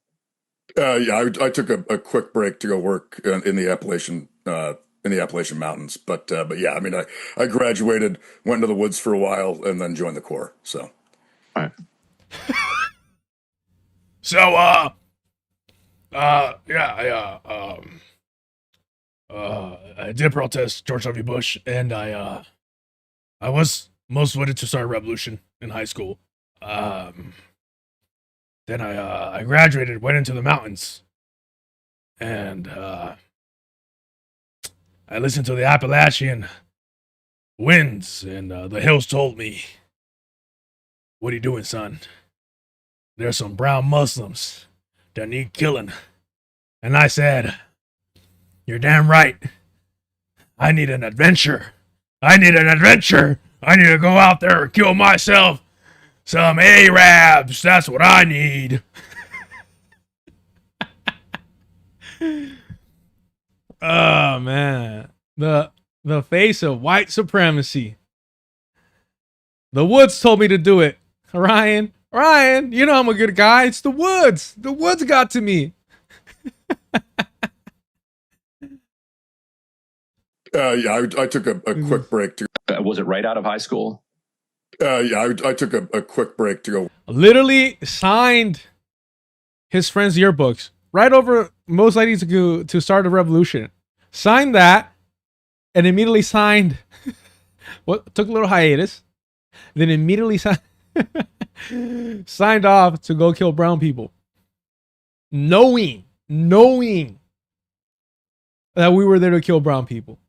Work in the Appalachian Mountains, but yeah, I mean, I graduated, went into the woods for a while, and then joined the Corps. So, all right. Well, why? Like, what? Oh, you're not gonna let him stop at so? You're not gonna. So wasn't enough of an explanation over here. He's like, "Oh shit. Oh brother. Brother, you got me. You got me, brother. You got me." 10 points if you get that reference. Brother, you got me. He's like, "Oh shit." Right, I need to stop doing that. My voice doesn't get fried for that fucking video. I need to stop doing that. It's too much fun though. Look at his face though. He's so full of shit. Let me make sure I get my guitar over here. How fucking long is his guitar? How long is his guitar with a guitar neck? Because he's standing, right? The door's right here. He's standing. What type of fucking guitar stand is this to where the guitar is sticking? He's so fucking performative, bro. What the fuck? How long is the neck of that fucking guitar? What the fuck? What a douche. Drew you to that, given that you were already a little bit skeptical about U.S. adventurism abroad? A little, bro? Oh my. Yeah, the guy who's a little questioning the government, his whole fucking boarding school is going to say that he's most likely to start a revolution.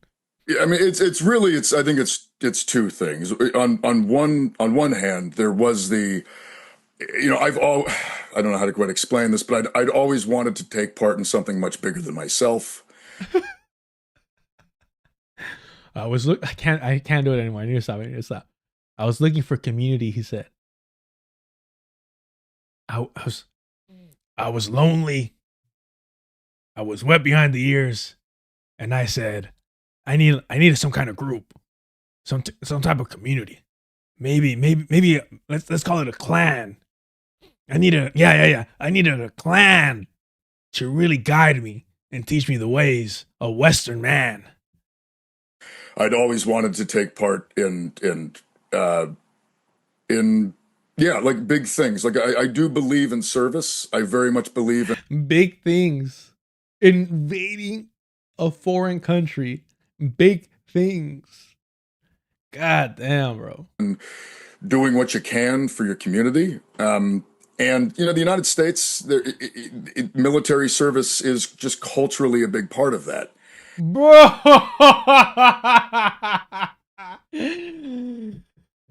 Look, I don't know if you guys know this, but over here in the US, yeah. What the fuck are you talking about, bro? Why are you talking to us like you're explaining a foreign country?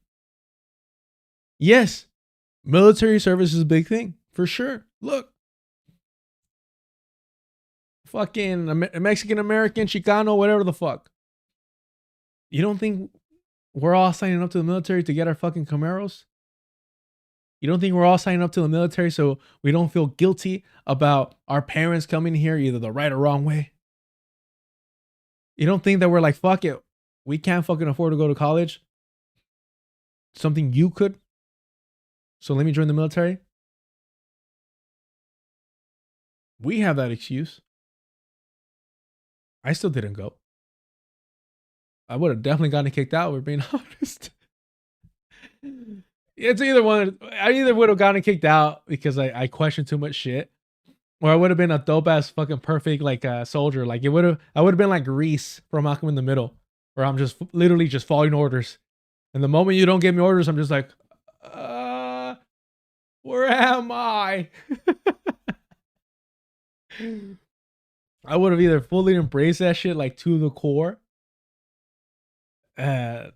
It's a bummer. Like I know quite a few people that joined the military. Very few that actually stayed in though. I know one that stayed in, and I'm like, hope you're walking with a limp someday. There was a draw there, but as you mentioned, I was clearly skeptical of certain bits of American foreign policy. And the other part of it, though, was that like I was 19 and I was looking for an adventure. And I certainly got one. Tied into that, though, was this. You don't have the excuse of I was just a boy. I was just a boy. You don't have that excuse because that implies that you were uneducated, that you were ignorant of the realities of the world. But you weren't.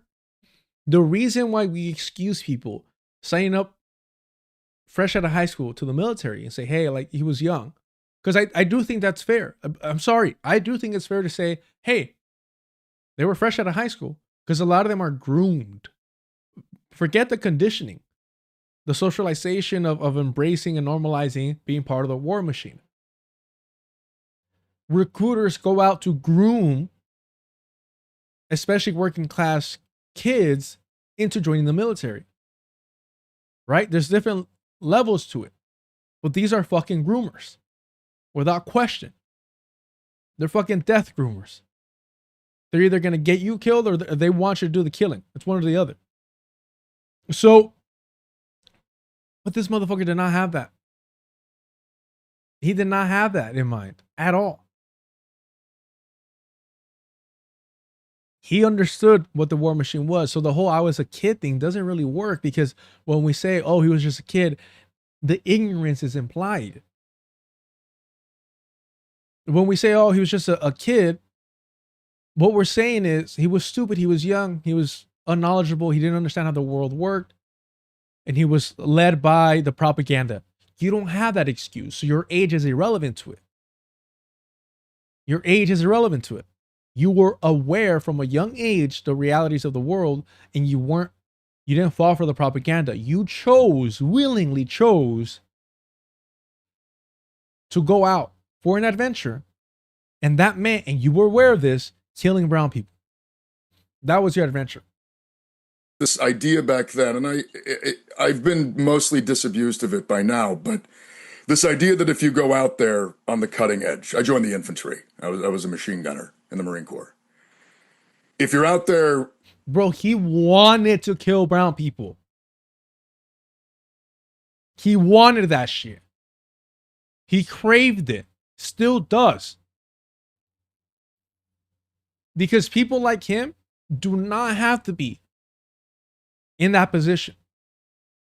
They are intelligent enough to get something safer. But guess what? That would mean more distance from the actual battlefield. And you won't get the fucking orgasmic sensation that white men get from pulling a trigger. where all the bad things are happening. If you're a decent person, if you can maybe bring a little bit of decency into an indecent thing. I did believe that when I was a kid. It is true. Oh, okay. Oh, okay. He thought he was going to change the system from within. This was said, oh, I'm signing up to the military. I can't do the voice anymore. To change things from within. Oh, okay. Yeah. He was, what was that dude in a Full Metal Jacket with the peace sign? I'm not going to play the video, but what was his name, private? Yeah, I'm not playing the video. But this fool with the peace sign, right? Ordner kill and then the peace sign. That's who Grand Platner thought he was. To an extent, but inside of a much larger failed policy, failed strategy, it's obviously there's only so much you can do, and I had to learn that the hard way. So it's been funny. A lot of people have asked me about this, about my military service. It's funny. Oh, it's fun. My war crimes are funny to talk about. And it's kind of like how it runs up against kind of my politics in some ways. And, to me, it never really did. It was all kind of the same thing. I wanted to go out there and I wanted to see the reality. I didn't want to read about it. I wanted to know if I was going to be opinionated about things. I wanted to make sure that I actually knew what the hell I was talking about. And sadly, with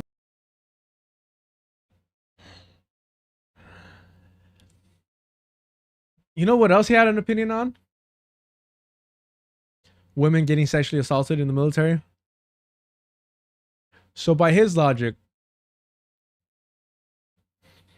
that he needed to actually do the thing to have an opinion on it, he actually needed to go to war to have an opinion on it. What does that tell you about his position on sexual assault?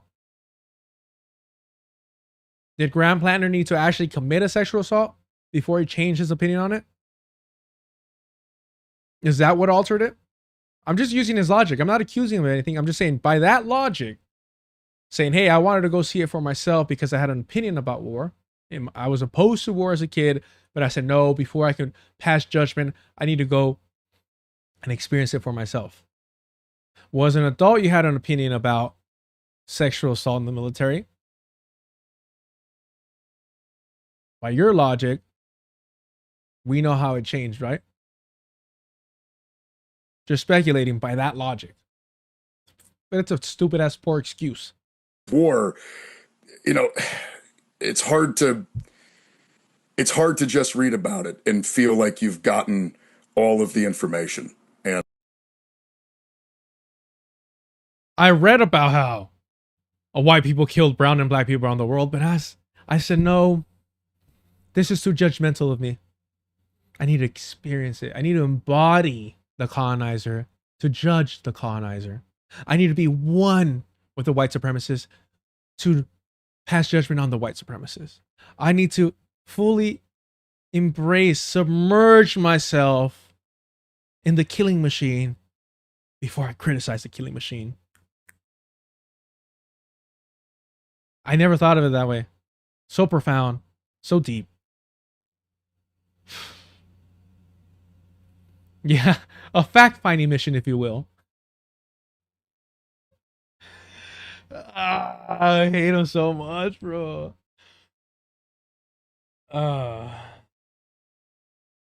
What is it? No,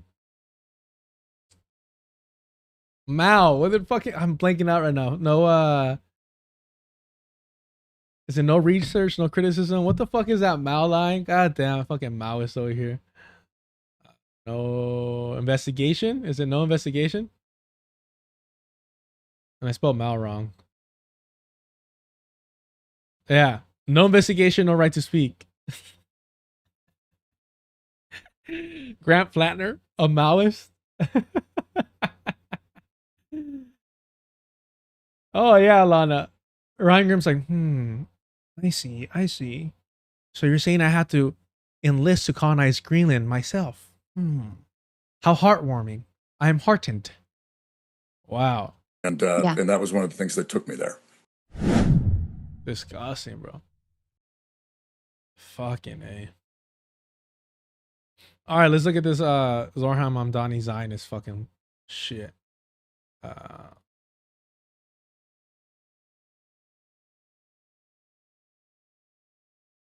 Is it this one? This fucking Zionist lady was like, I'm a Zionist and proud.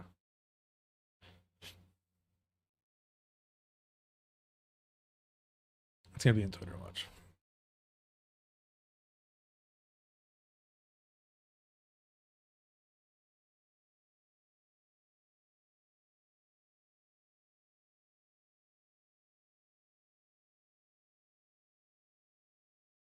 I want the video. I want the video.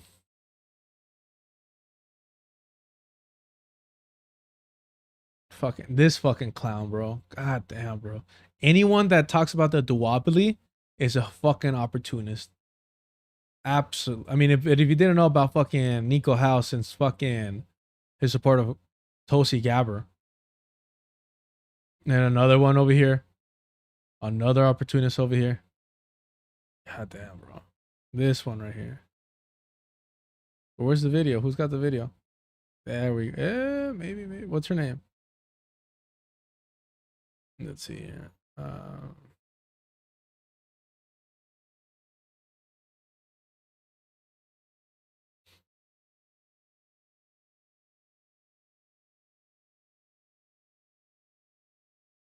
they gonna actually have the fucking video of her speaking? Bruh, just why do you guys have the clip and not that? I don't understand it.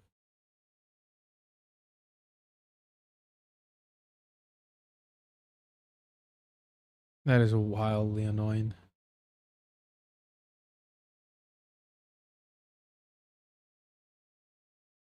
All right, y'all.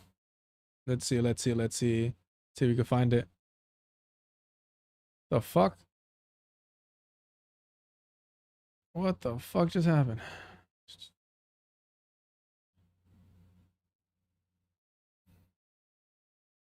Copy link. Get the fuck out.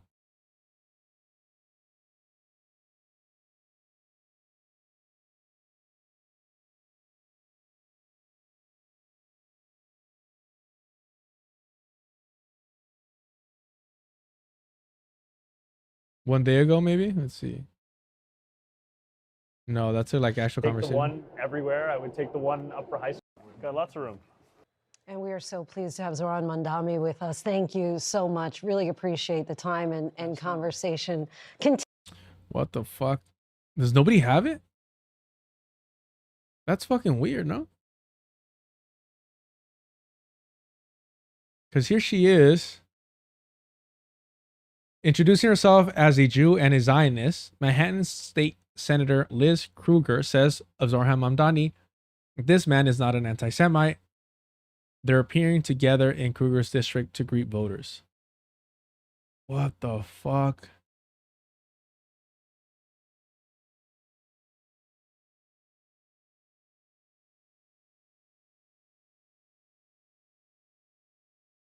That is wild. But I want the actual video. What the fuck? Fuck it. Let's do this. Appreciate the patience, y'all. I thought it was gonna be way easier to find. It's actually pretty fucking annoying. Let's see. I should have been better prepared though. That is on me.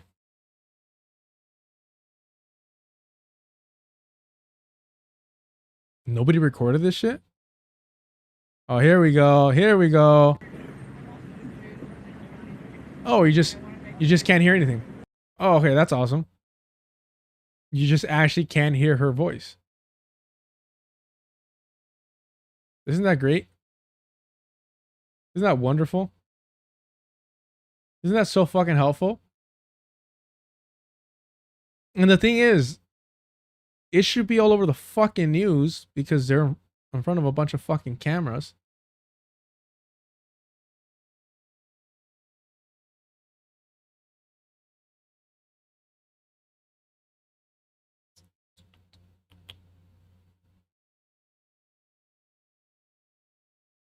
This one should have it. Right? This one should have it. This one should definitely fucking have it.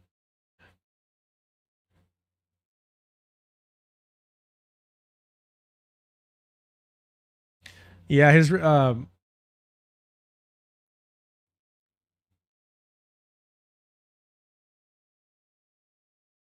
pig. How long is this fucking ad? What the fuck? To support Zohran Mamdani to win and then to hold him accountable to be the best mayor he can and to continue to work with us all. I am endorsing today Zohran Mamdani to be the mayor of New York City. I've made this decision after watching for multiple months since he won the primary in June. I must admit I wasn't really taking him that seriously up till then.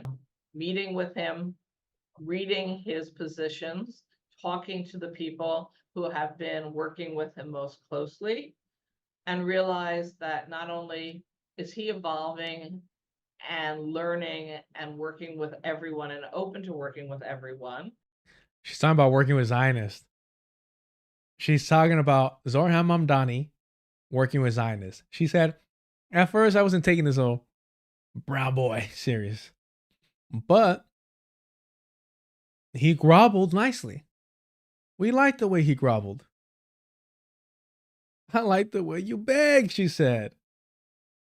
That actually Andrew Cuomo, just the opposite, who has now tried to figure out how to game himself into a position by having Donald Trump push everyone else out of the race on the theory that that might allow him to get back in, would be a disaster for the city of New York. I really do. I don't see, my thing is, maybe I'm not just in tune with New York politics like that. I'm surprised that they continue to push Cuomo instead of Adams again. And I know Adams got in a lot of hot water, but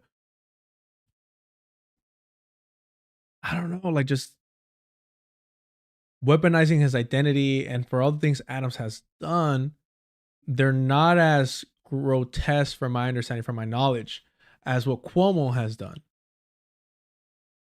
And Adams can still rely on the whole cop thing. But I mean, Adams was being investigated like crazy, so who fucking knows how bad things really got for Adams. But I am so surprised that Adams didn't receive the backing that Cuomo is receiving. I never understood how anyone actually thought Cuomo was ever going to win against anyone, even much less against somebody as charismatic, again, visually pleasing, attractive as Zohran Mamdani. Great on the mic. Actually, I wouldn't say great. I don't think Zohran's great on the mic. I think he's too scripted, too well prepared to be great on the mic.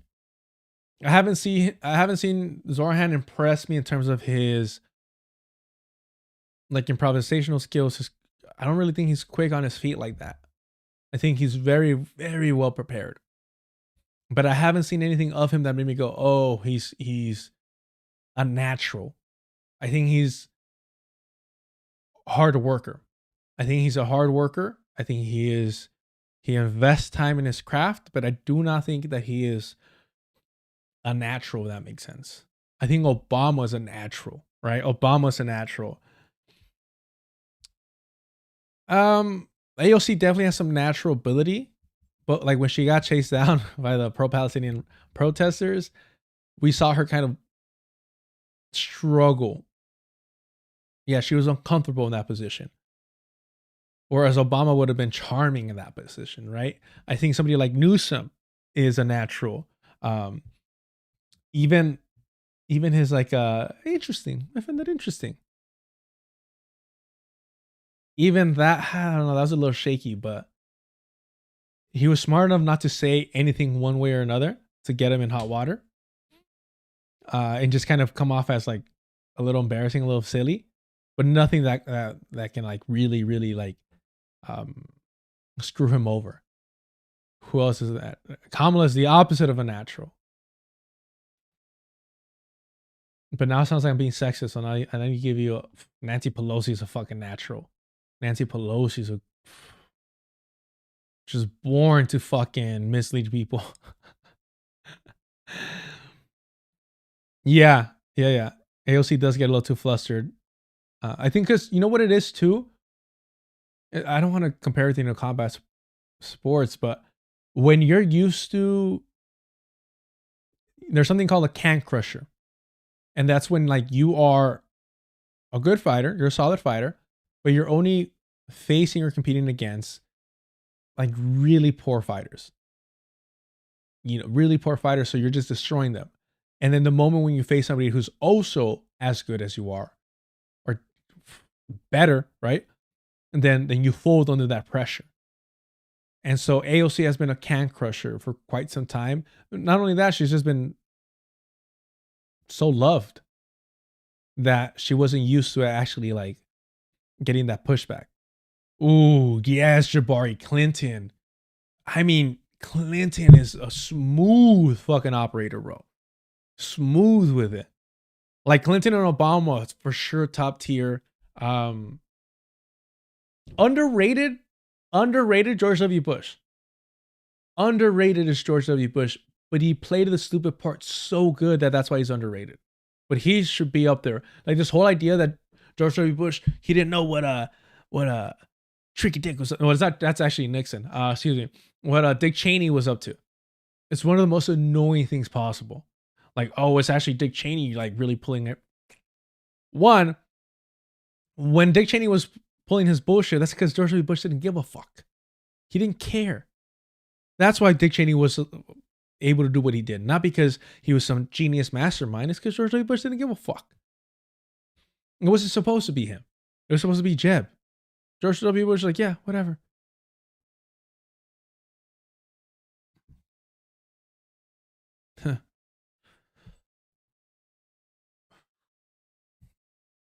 But yeah, in terms, I mean, we just haven't had we literally haven't had a female president, so.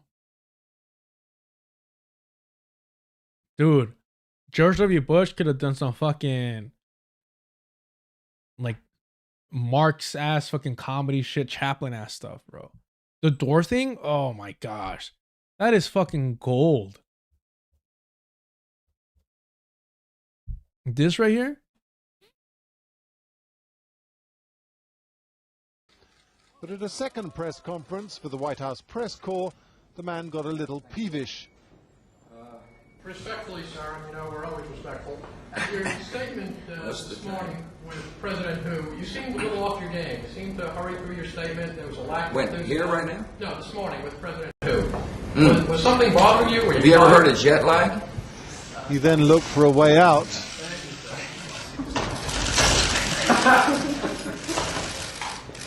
And this moment will doubtless be replayed endlessly on comedy shows. I was trying to escape. Both here and in America. Thank you all. Thank you, sir. Bro.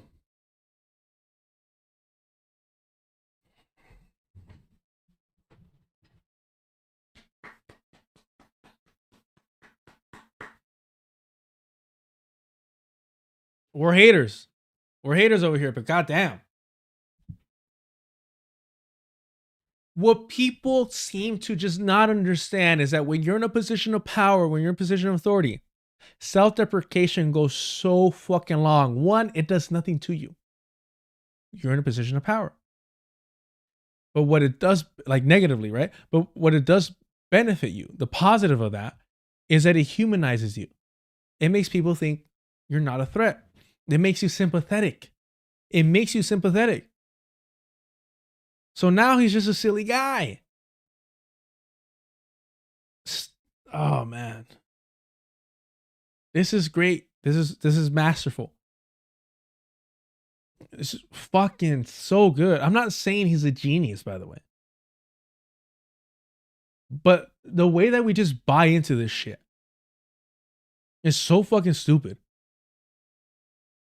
Stop. Look at how he looks at the camera, bro. Stop. This is. He was already. Anyways, maybe tinfoil hat moment, but come on. Out.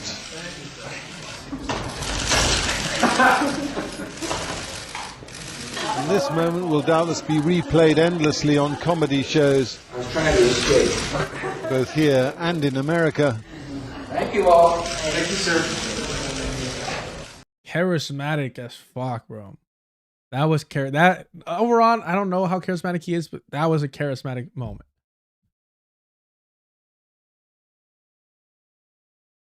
I don't know if I want to do that, John P. Gary. I don't know if I'm ready for that. God damn it. All right.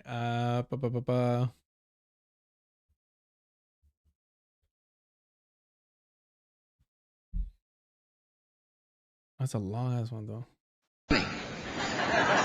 In there.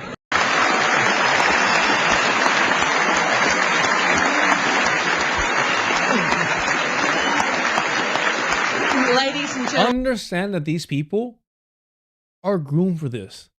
They're prepared for this. Even before they went, they're preparing for this. They spent years in politics learning the craft of crowd work. It is crowd work. It is a fucking performance. It's just so fun. Look, I was a big fan and so support. 8th grade, I think, was the last big thing that he did. He did a special during the pandemic. Bo Burnham.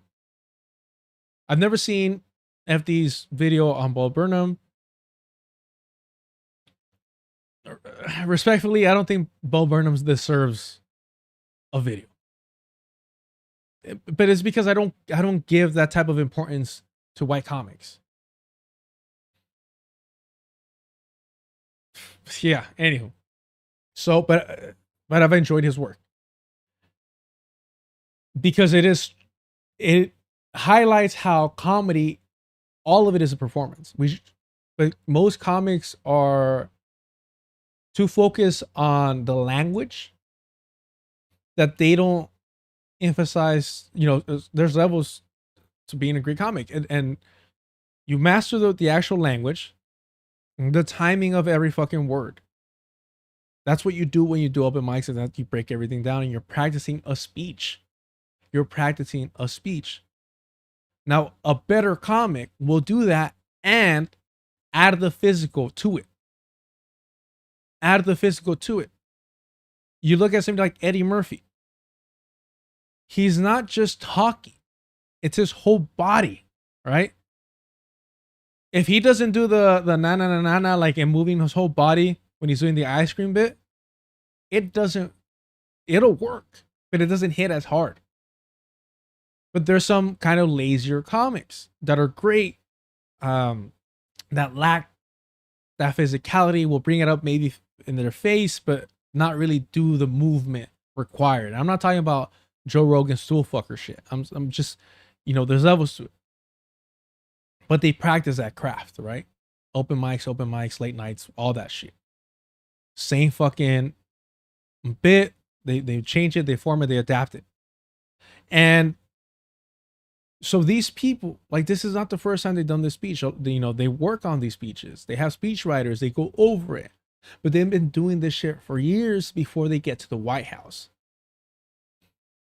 And that's what I'm saying. Somebody like Obama was a natural because his political career was so short before he got to the White House and just fucking killed that shit. I've been attending these dinners for years and just quietly sitting there. Well, I've got a few things I want to say for a change. Girl boss. Girl bossing it up there. I got some things to get off my mind. This is going to be fun because he really doesn't have a clue about what I'm going to say next. Bullshit. George always says he's delighted to come to these press dinners. Baloney. He's usually in bed by now. I'm not kidding. Okay, all these, first of all, the correspondent dinners, propaganda to the max, bro. The humanization of these people. Oh, they could handle a good joke, whatever. They were wagging their finger at Trump for not going to them. Oh, he can't handle a joke. He can't handle... It's a fucking performance piece for all you motherfuckers. To think that these soulless fucking beings are humans. These are fucking monsters incarnate. These are demons walking among us. But because they can roast and repeat some fucking rehearsed lines, and somehow we're gonna distinguish them, and that's gonna tell us something about the character. This is a performance for you and me and everybody to eat up. The whole baloney. Oh, look at her. She's she's an old-fashioned woman. We know she means bullshit, but she's gonna say baloney. I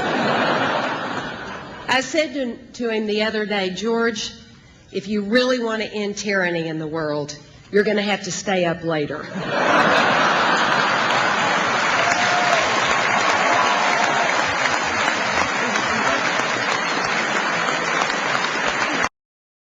God damn, the bar is so low for these fucking people. Housewife?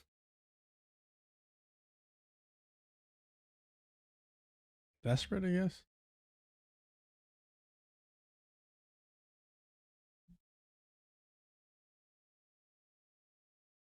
Oh, here it is.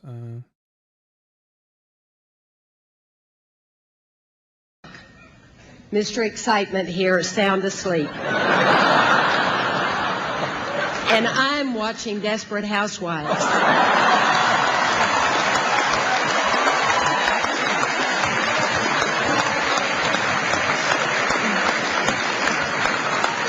With Lynn Cheney.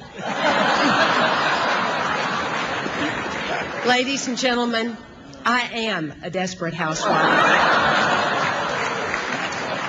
I mean, if those women on that show think they're desperate, they ought to be with George. One night... Wait, hold on. I've never seen Desperate Housewives, but she's saying I don't get none? Is she saying I'm fucking like trying to get it?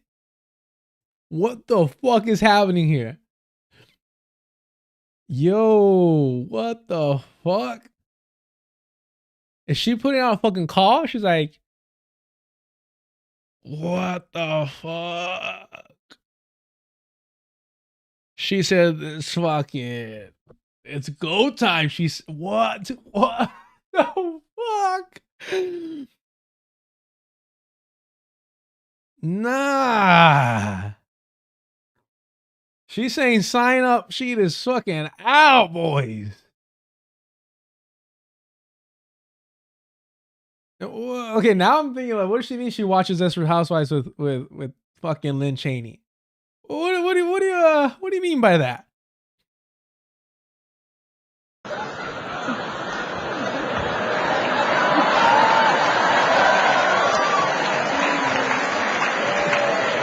One night after George went to bed, Lynn Cheney, Condi Rice, Karen Hughes, and I went to Chippendales. I wouldn't even mention it, except Ruth Ginsburg and Sandra Day O'Connor saw us there.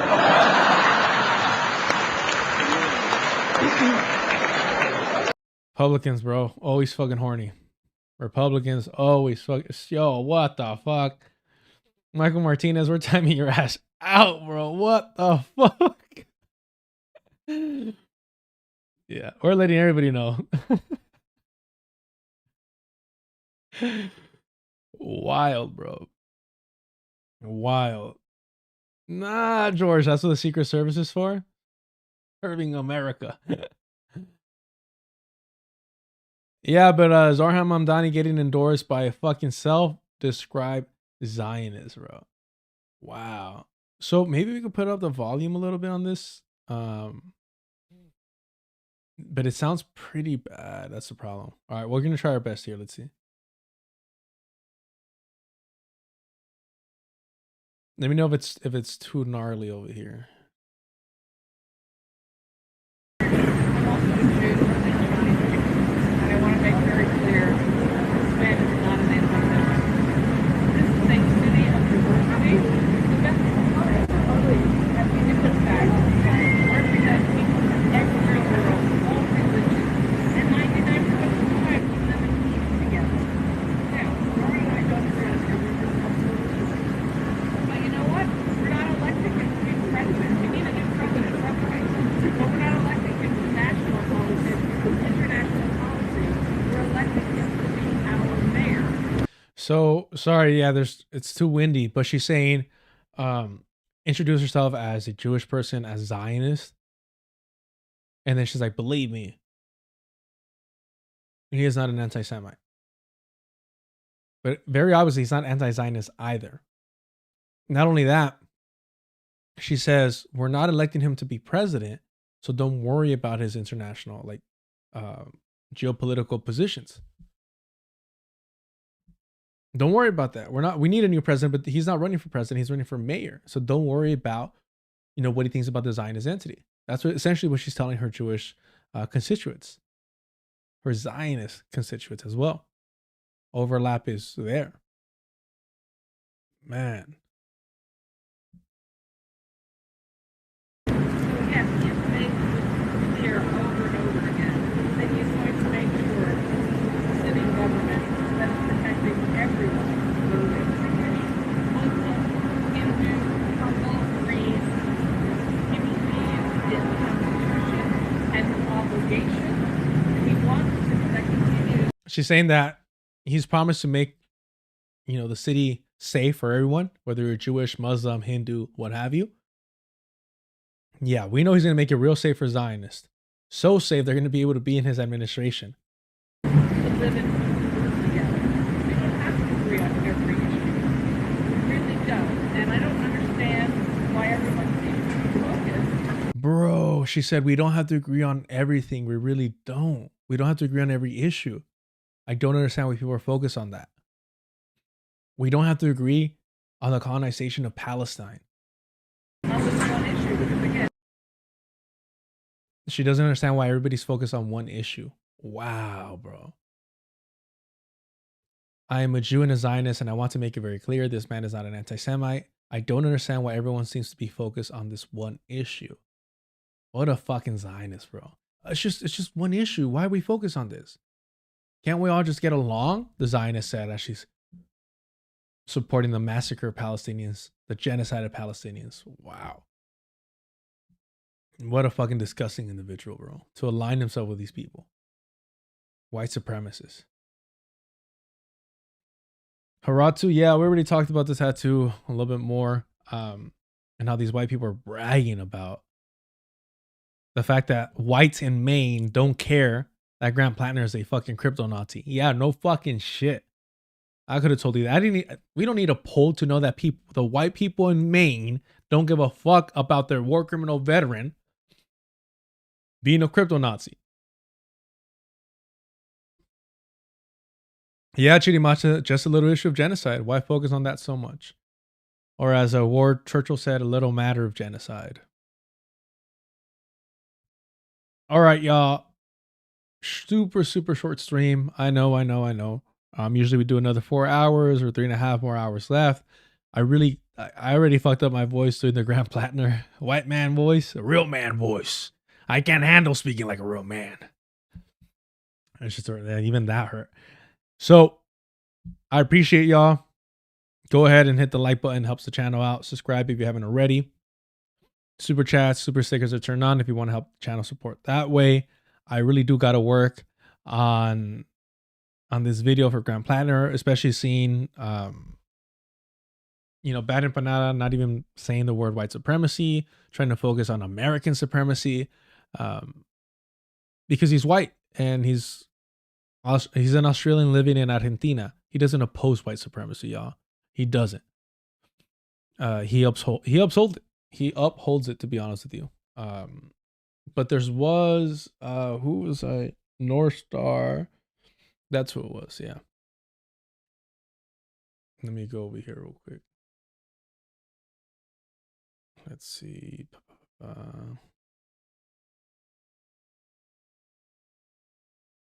gonna be North Star.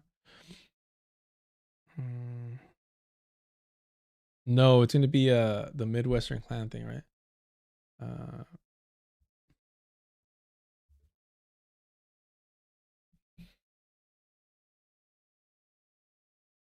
Where I was telling this who I almost felt for it.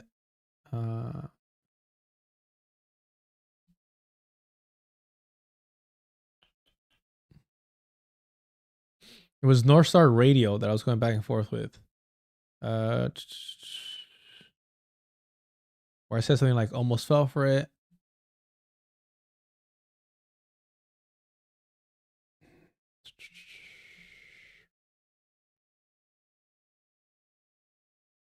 Damn, I'm not going to find it. But I was arguing, going back and forth with the North Star guy. And bro, refused to answer whether he was a colonizer because he's a white dude. And he was saying, I'm not going to play like your identity politics game. And which is hilarious because he's out here trying to say like, oh yeah, Grant Platner's a bad guy. Bro, if Grant Platner... Fuck, man. Yeah, I'm not going to be able to find it. I like having the receipts available. But it looks like I'm not going to be able to find it here. If I go maybe to his, I doubt it. Oh, look at this shit. Look at this shit. Look at this white. When you're bought and paid for by AIPAC, you're not authentic. You're Benjamin Netanyahu's bitch. Period. When you always focusing on Benjamin Netanyahu, that should tell you everything about these fucking people. They're upset at Benjamin Netanyahu, not at the Zionist entity. They don't oppose ending the Zionist entity. They oppose Benjamin Netanyahu and the way that he's handling the Zionist project.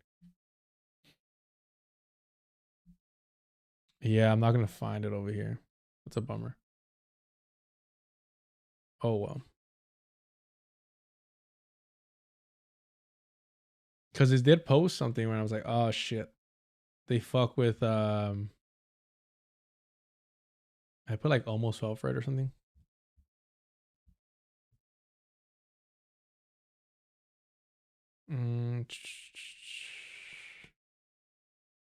Yeah. Here we go. Oh yeah, this is during the Zohran quoting Thomas Sankara. First paragraph was State and Revolution, and then North Star post that, and I was like, all right, that's cool. And then I checked out their stuff, and I put almost got me, had to check, and sure enough, your white men support Midwestern clan. Thought you might have been one of the rare good ones. And then he says, first paragraph of purity fetish, right? Trying to be over here about the first paragraph of State and Revolution. And then I put, despite the success of his pacification, in spite of his appropriation, the colonist always remains a foreigner.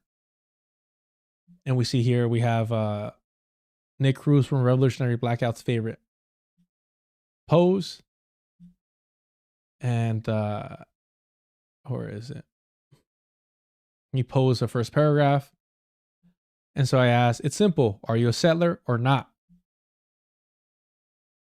And North Star believes, first of all, if you're white and you're using the word woke, dog whistle, we fucking know it. We all understand this. So my question, are you a settler or not?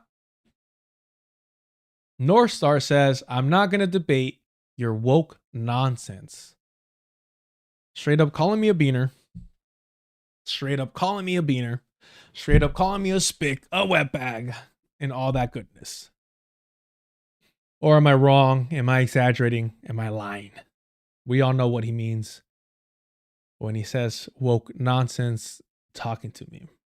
So, damn, nobody agrees with me. I'm lonely. I'm pulling the race card. So, of course, I hit him with this because we know what he's trying to do. We know what he's saying. So, North Star Radio, you could go fuck yourself too. We know what you are. You might oppose the crypto Nazi, but that does not make you not a Klansman.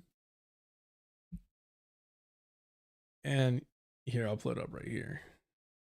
I want to like them. I'm telling you, I want to like these people. I won't tell you what happened. I want to like these people. It's not my fault. 74,000 subscribers. Over here getting crazy numbers. Good solid work with the numbers over here.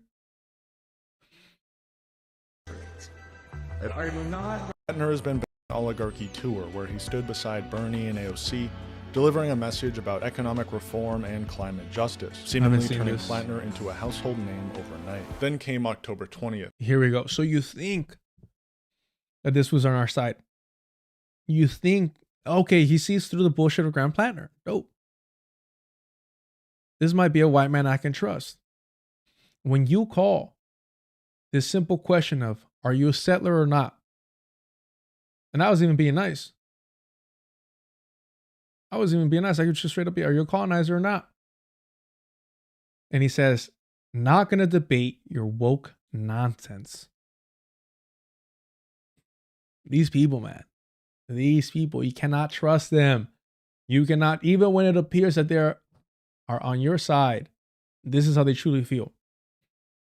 To be on the left and to use the term woke the same way that the right does it says a whole lot about you. Says a whole lot about you. And these are one of the people that you should view as a threat because they're intelligent, well-read enough, and have their finger on the pulse to know how to hide amongst us. These are the people that gain our trust, that we see as allies, that we're like, hey, you know what? They're a little bit different. They're one of the good ones. But this is how they actually feel about settler colonization. And settler colonization is the primary contradiction here.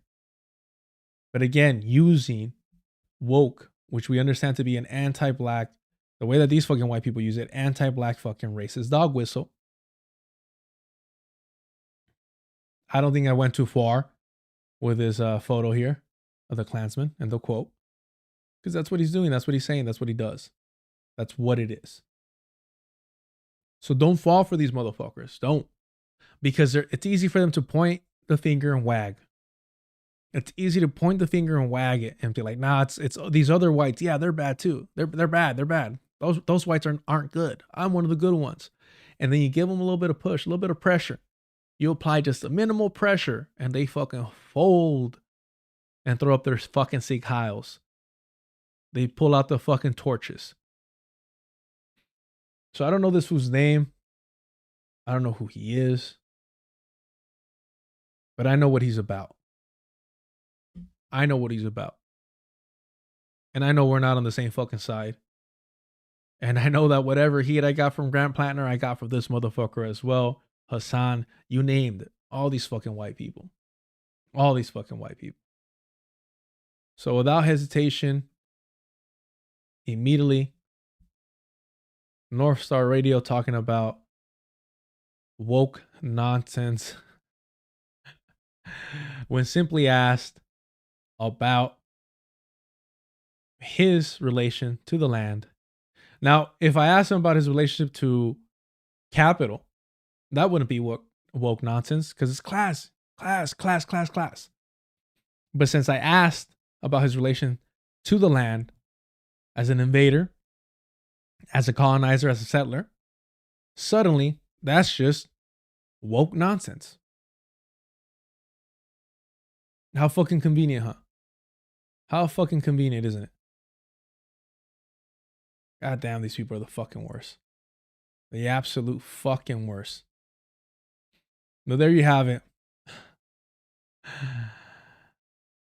North Star Radio. Add them to the fucking list.